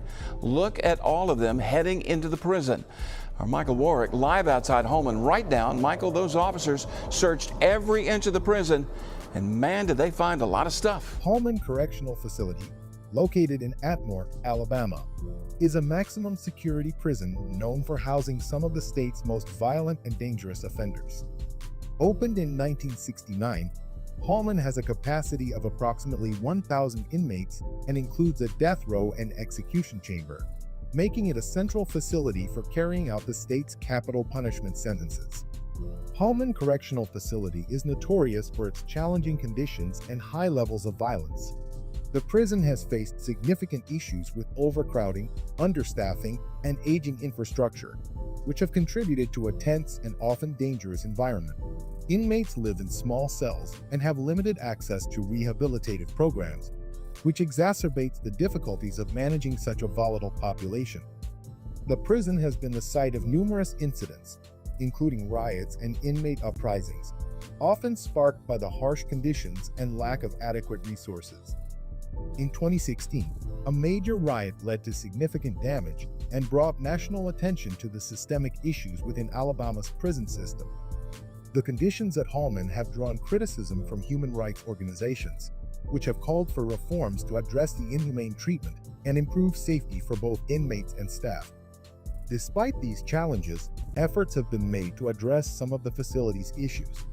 The Alabama Department of Corrections has initiated measures to reduce violence, improve living conditions, and expand access to educational and vocational programs. However, Holman Correctional Facility remains emblematic of the broader problems facing the state's correctional system, highlighting the urgent need for comprehensive reform.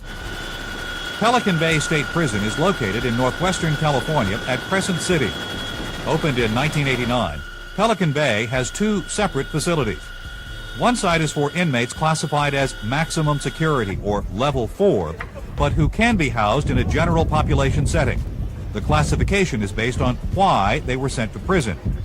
The other half is a security housing unit, also known as SHU. Inmates are sent here because of their behavior once in prison.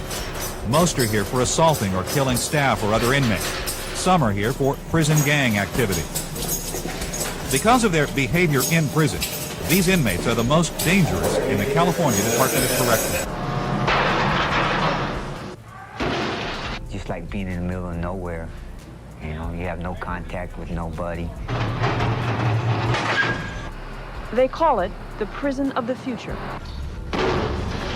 Well, people out there in the world lock themselves in the bathroom 24 hours a day, every day for 2 or 3 years, and see what they come out to be. They'll feel the same way we feel. Pelican Bay State Prison is the end of the road for California's worst criminals. It's basically like a tomb for the living dead.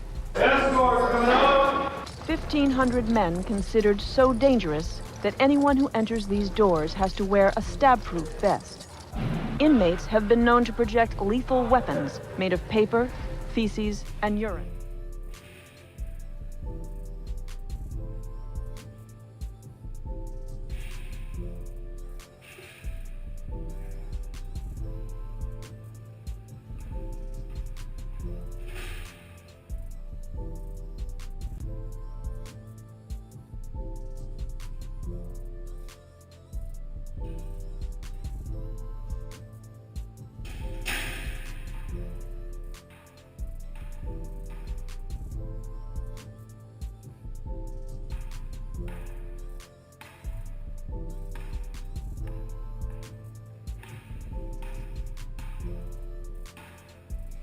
Pelican Bay State Prison, located in Crescent City, California, is one of the most infamous maximum security prisons in the United States.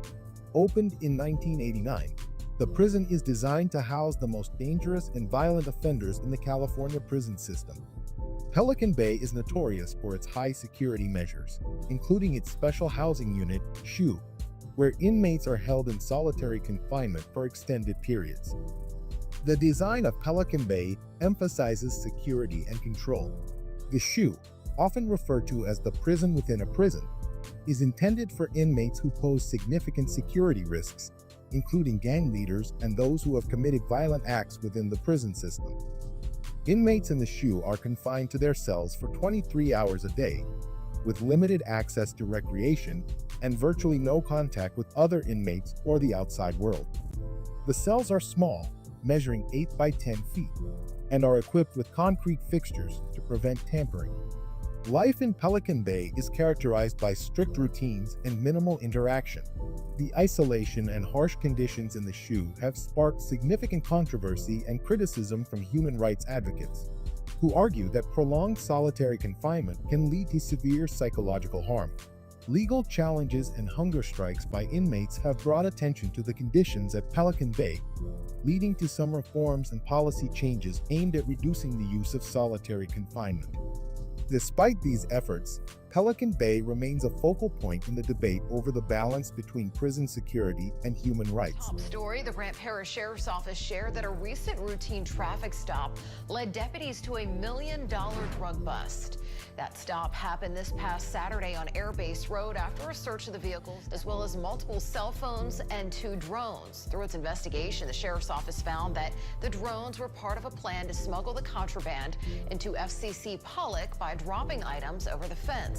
GPSO arrested Kiera Hunter and Michaela Freeman on multiple charges, including distribution of narcotics and the introduction of contraband into a penal institution, but 2 other suspects are still on the run. USP is a high-security federal prison located in Grant Parish, Louisiana.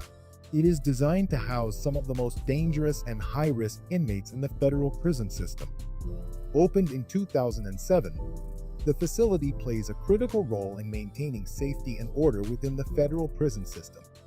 USP is known for its strict security measures and comprehensive inmate management strategies. The prison is equipped with multiple layers of security, including high fences, razor wire, and surveillance cameras. Inmates are subject to frequent searches and monitoring to prevent contraband and maintain control. The facility also includes an adjacent minimum security satellite camp, which houses less dangerous offenders in a more open and less restricted environment.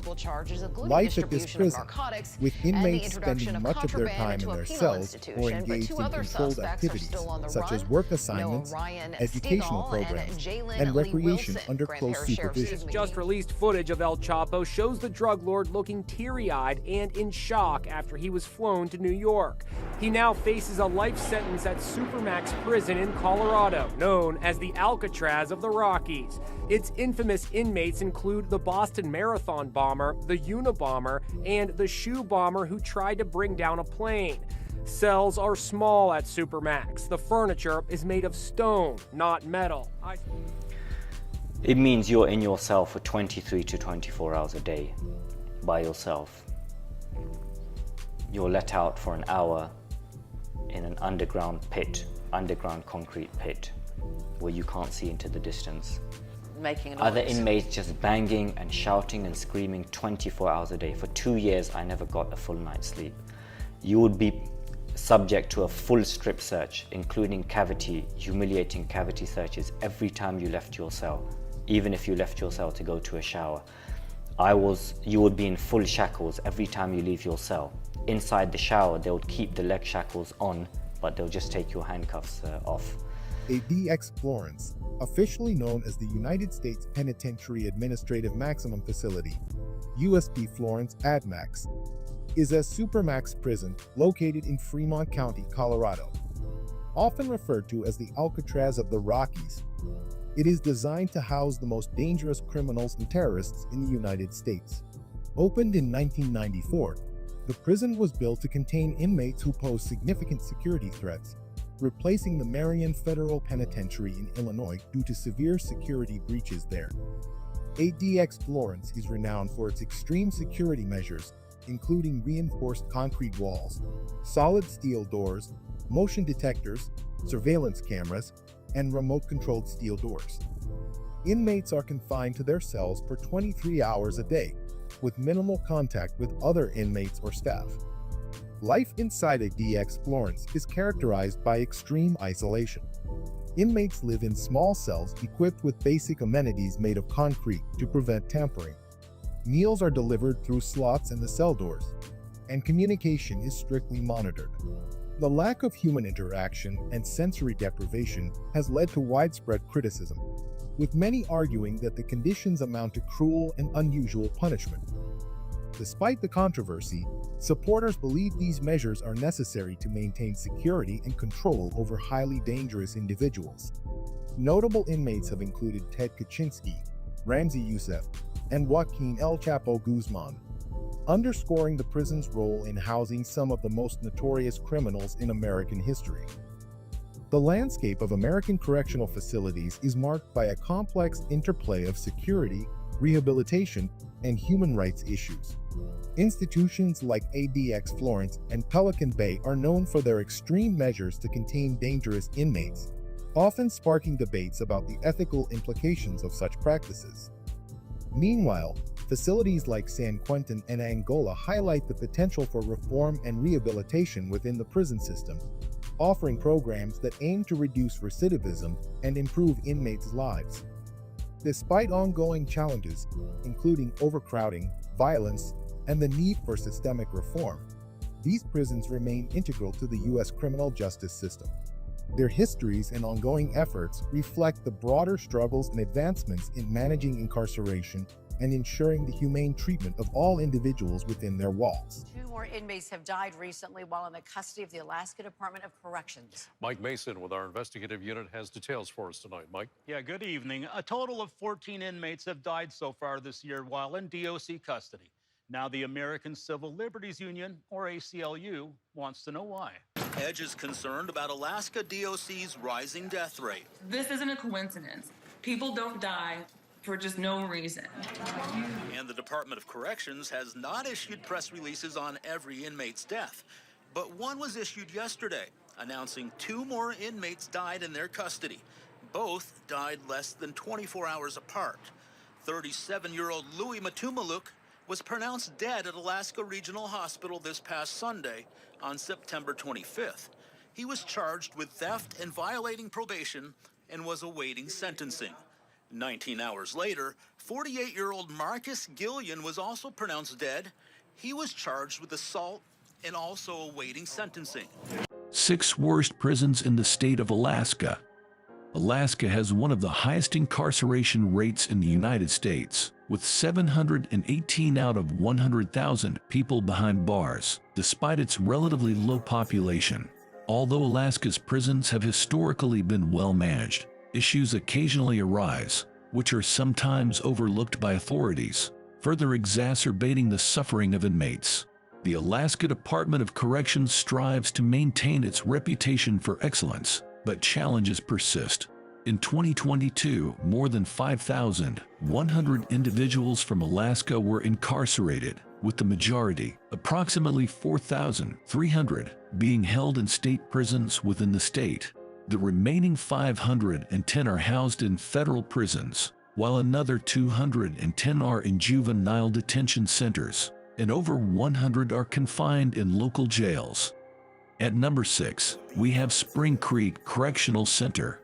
Spring Creek Correctional Center is the only maximum security facility in the state and probably the most dangerous. Located on the Gulf of Alaska just off of Resurrection Bay, the city of Seward is nearby. Spring Creek has a capacity of approximately 500 inmates and employs around 200 staff. Alaska as a state has never had the death penalty, negating the need for a death row. Spring Creek has had several escape attempts. 2 inmates escaped in 1994 but were quickly recaptured. Another attempt in 2015 was unsuccessful. An escapee must deal with nature's wrath when escaping from this facility. An incident in 2015 led to a woman taking her own life outside the prison gate. She came to the prison and demanded the release of the inmates. Although murders have occurred at the facility, there seems to have been a string of self-inflicted deaths at Spring Creek in 2021 and 2022. An inmate in 2014 killed his cellmate. He had already put another inmate in critical condition several months prior to this incident. In 2008, another inmate was killed. Spring Creek Correctional Center, Alaska's only maximum security prison. It's the end of the road and America's final frontier for Alaska's most violent criminals. This is a world where younger inmates have declared war on the prison's old convicts. Located in Stewart, Alaska, this prison has a capacity of 500 male inmates and is the only super maximum security facility in the state. It houses some of the most dangerous inmates in Alaska, making it one of the worst prisons in the state. The facility gained national attention in 2015 when a woman committed suicide outside of the prison demanding the release of all inmates.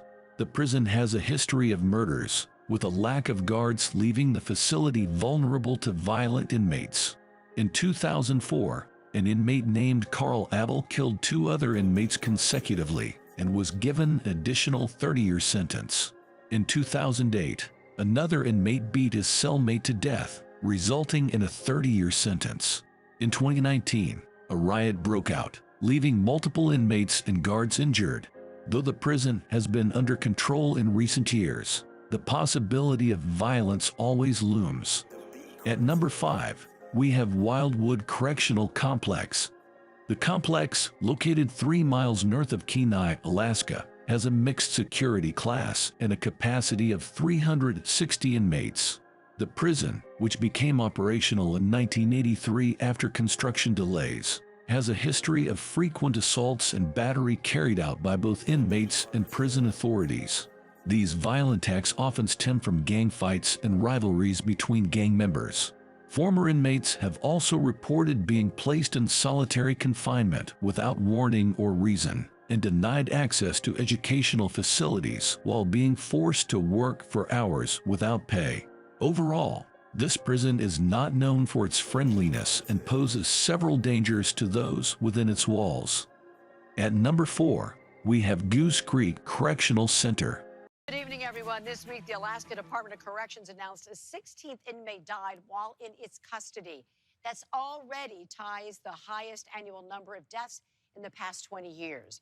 Investigative reporter Mike Mason has been looking into this and has details. 48-year-old Marcus Gilliam was the 14th inmate this year to die in custody. Marcus had a heart condition and was diagnosed with schizophrenia, but his family said he was fine while taking his medications. He was arrested for assault this past September when Marcus's mother called police for help. She said he didn't hurt her, but she was afraid. His mother then pleaded with the judge to get him into a mental health facility instead of a jail. But after just a week of being incarcerated, she learned Marcus was dead. An Alaska corrections officer has pleaded guilty in federal court to conspiracy and bribery. 43-year-old Angela Lincoln is a former Goose Creek Correctional Center officer. She was accused of smuggling contraband into the facility for an inmate serving a 100-year sentence. The Department of Justice says the contraband included drugs and cell phones disguised in things like candy wrappers. stuffed animals and books, DOJ says. Lincoln got tens of thousands of dollars in bribes, and it was all part of a larger criminal operation.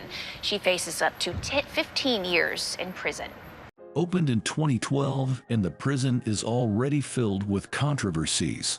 The prison is a minimum security class and can house a total of 1,536 inmates.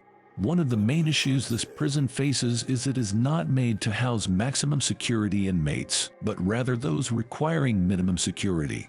However, since there is only one maximum security prison in Alaska, authorities put some of the dangerous inmates in this prison, which is a cause for disruption in this prison.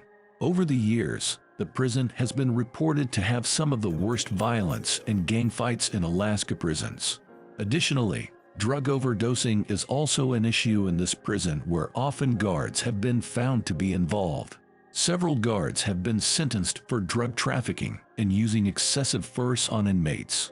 While things have calmed down over the years due to complaints by other inmates, issues are still persistent in this prison. At number 3, we have Anvil Mountain Correctional Center. The facility is a mixed male and female facility and offers some of the most comprehensive programs for inmates where they can make the best use of their time. These facilities range from learning computer skills to vocational studies and other technical skills. One of the main problems this prison has faced over the years is sexual abuse reported by female inmates. While officials are working their way up to ensure such cases do not occur, but they are reported now and then. But since the prison is of small capacity, culprits are often caught and given additional sentences for their wrongdoings. At number 2, we have Fairbanks Correctional Center.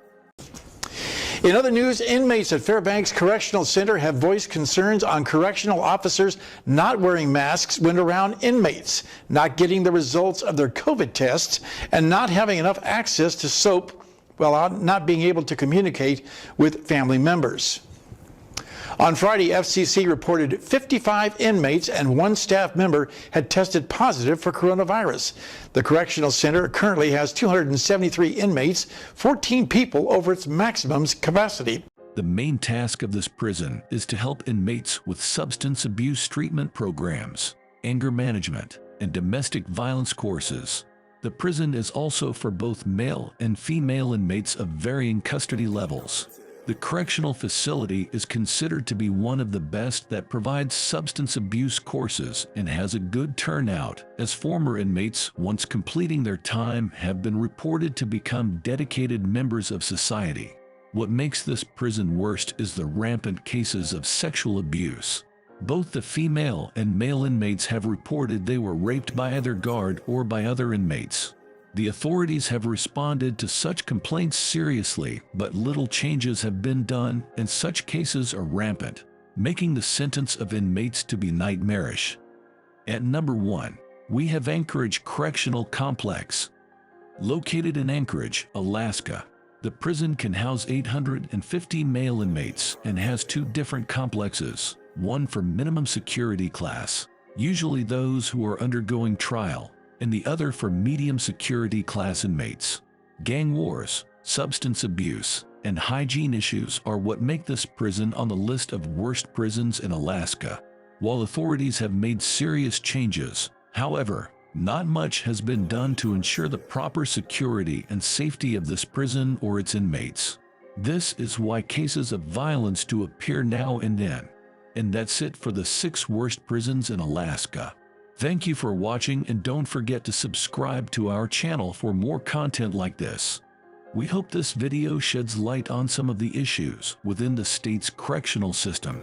Thank you for watching, and don't forget to subscribe to our channel for more content like this. Live video posted on the profile Free Wheezy Let Him Go, showing what appears to be an innocent haircut. The problem? The venue, a prison cell in Carson City. This is Mary Bergheis. This is a video of her when she was nominated for a Connecting with Community Award earlier this year. She has been the head of the prison for several years.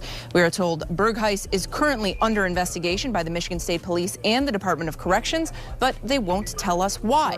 This is who police are looking for. Michael Elliott, a 40-year-old man, escaped from the Ionia Correctional Facility there on Blue Lake. The state of Michigan is home to several correctional facilities, each with its unique set of challenges and operational dynamics. These prisons, ranging from medium to maximum security levels, house thousands of male inmates and are integral components of the state's criminal justice system. While some of these facilities are known for their efforts to rehabilitate and provide constructive programs for inmates, others are notorious for their harsh conditions, frequent violence, and systemic issues. This overview examines 5 such facilities, highlighting the distinct characteristics and prevalent issues within each, from overcrowding and staff shortages to rampant drug abuse and attempts at escape. This is Mary Bergheis. This is a video of her when she was nominated for a Connecting with Community Award earlier this year. She has been the head of the prison for several years.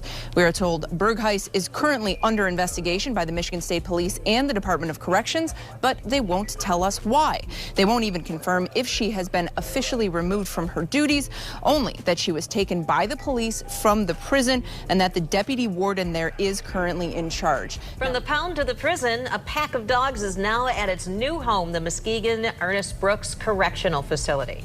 Those inmates will train the dogs to get them ready for their forever home. The prison in Muskegon has the capacity to hold 1,224 male inmates and offers a range of security levels, including Level 1, Level 2, and Level 4. Spread across 76 acres. This facility includes 6 different housing units and is equipped to accommodate adult male inmates who are 18 years or older. Despite being known for its excellent amenities, such as a library, educational programs, substance abuse treatment, group counseling, sex offender treatment programs, religious services, and more, the prison faces significant challenges.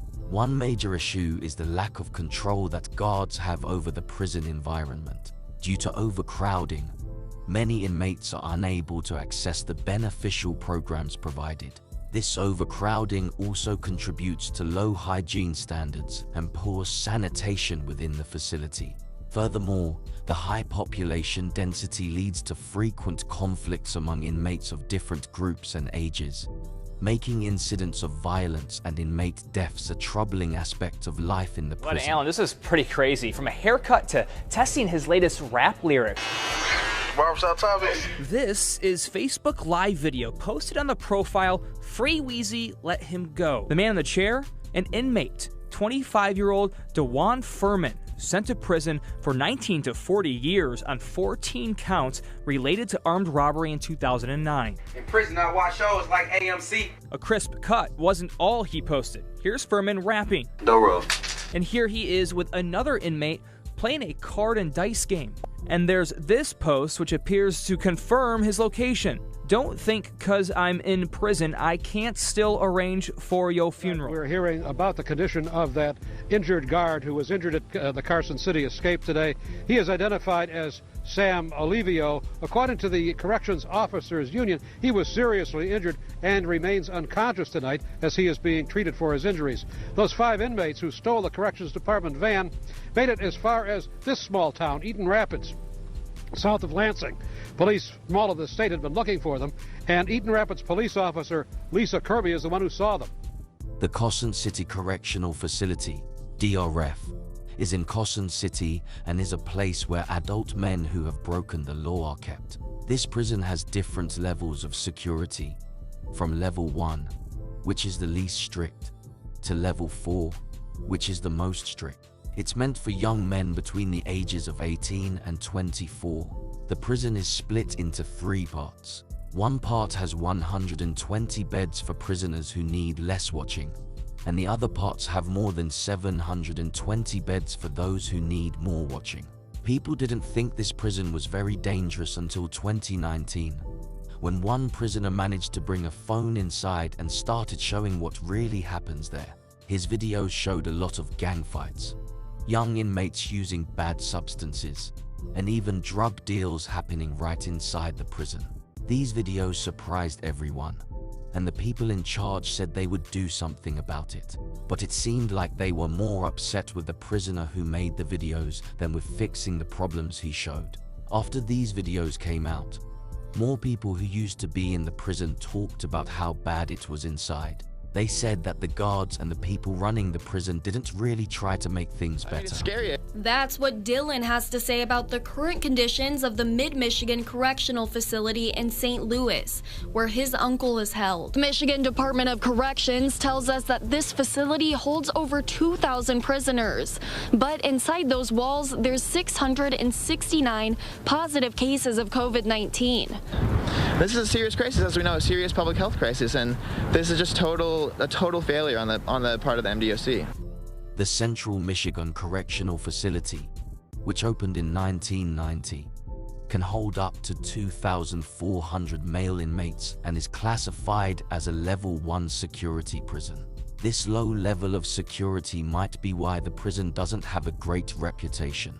It seems like the authorities believe this minimum security is all that's needed for the prison to run smoothly. A big problem at this prison is that there aren't enough staff members. This shortage makes it hard to keep order, so much so that inmates often feel like there's no one in charge of their cells. This forces them to follow the strongest person or group in their area to stay safe. The lack of staff also means that there are a lot of fights and riots in the prison, which can lead to inmates getting seriously hurt. The situation got even more difficult during the COVID-19 pandemic when more than 669 inmates got sick, and they didn't receive much help. This is who police are looking for.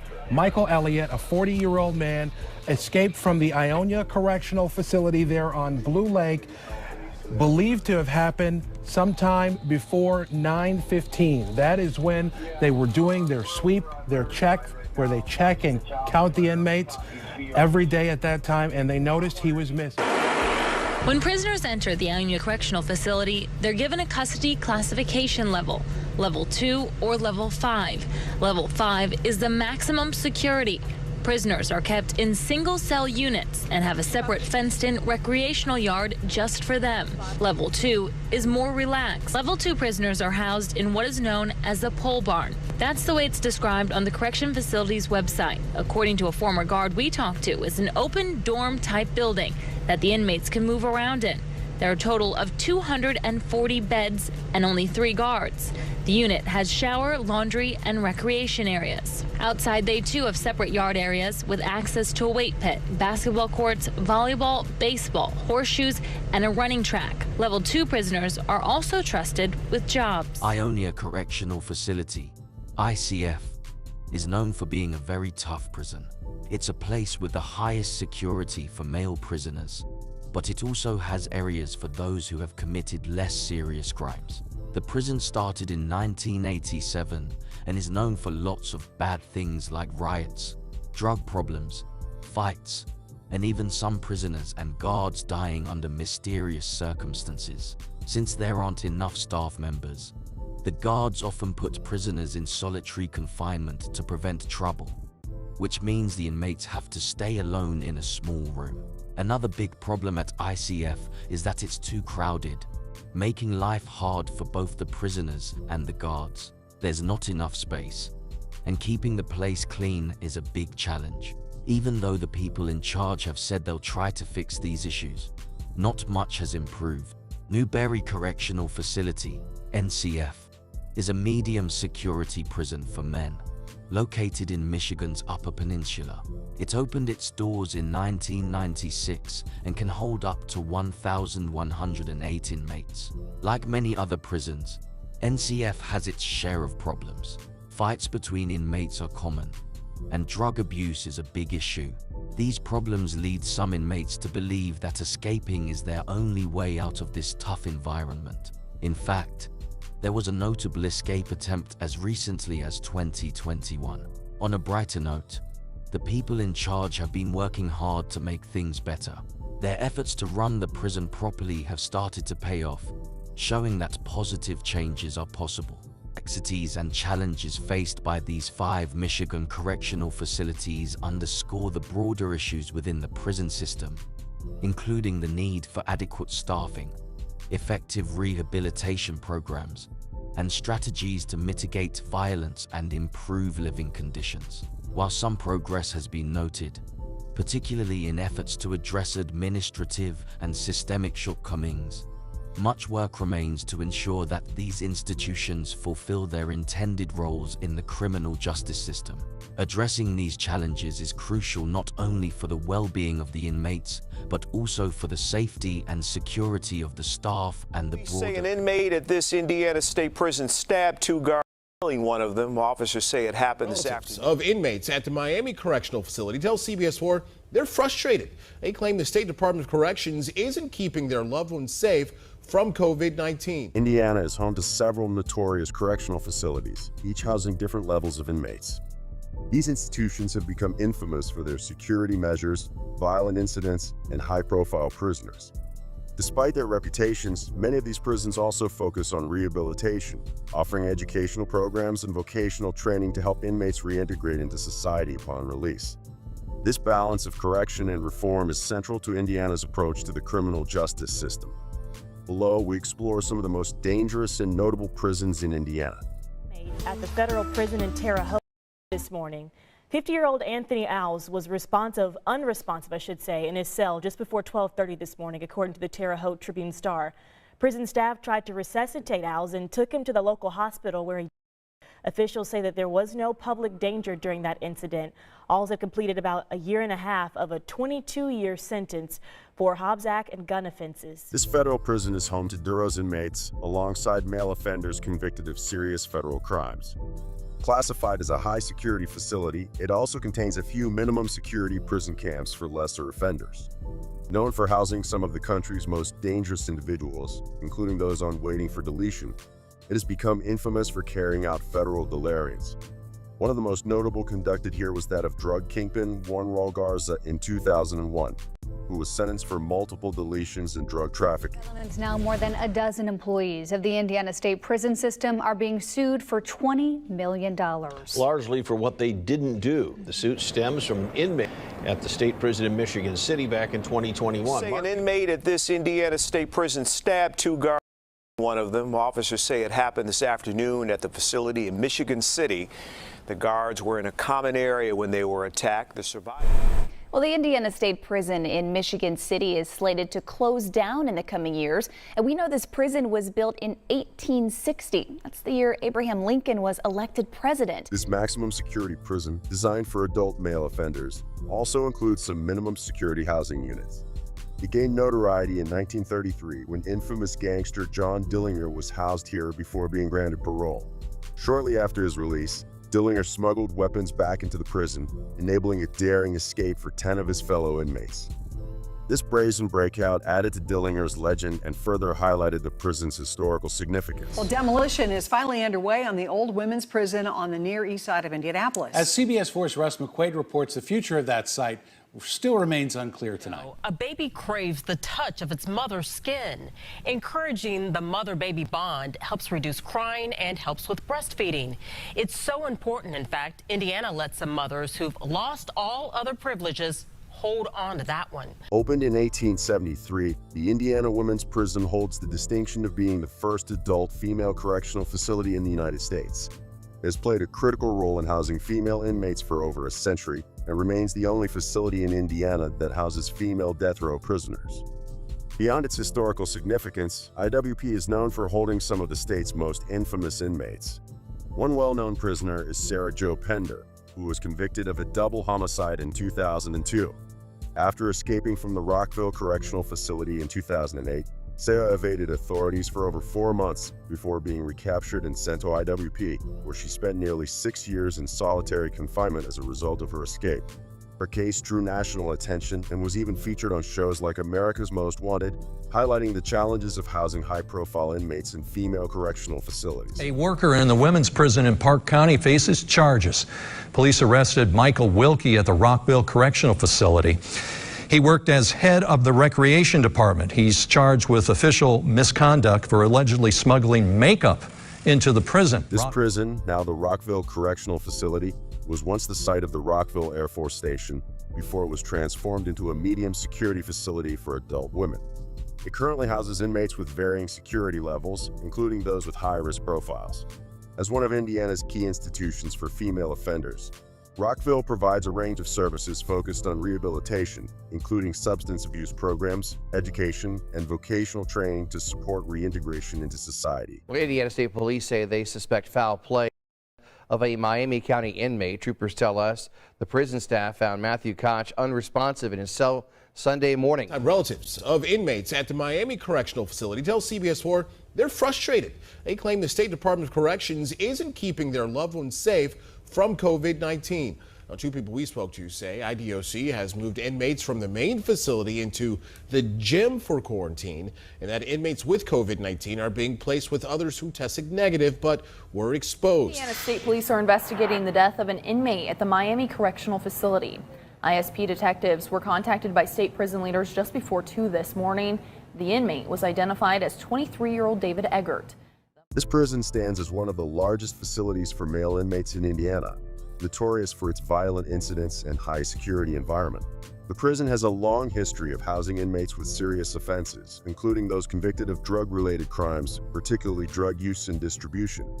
Given the rise in drug offenses in the state, a significant number of prisoners here have been arrested for their involvement in the drug trade, making the facility a hub for tackling Indiana's drug crisis. The prison's reputation for violence was cemented in 2002 when an inmate, Angel Oquendo, tragically passed while being restrained by prison officers during a fight. The incident drew attention to the harsh conditions and the frequent confrontations between inmates and correctional officers. The notorious violence and overcrowding remain ongoing issues for the institution. These dynamics make the prison a critical point of focus in Indiana's criminal justice system as it works to address both the rehabilitation and security needs of a diverse inmate population. Indiana's prison system is a complex network of facilities that range from high-security penitentiaries for the state's most dangerous offenders to medium-security prisons that emphasize rehabilitation and skill development. While these institutions, such as the United States Penitentiary in Terre Haute and Indiana State Prison in Michigan City, are infamous for their harsh conditions and violent histories, they also play a crucial role in reforming inmates through education and vocational programs. Each of these prisons contributes to both the punitive and rehabilitative aspects of the criminal justice system, showcasing Indiana's multifaceted approach to incarceration.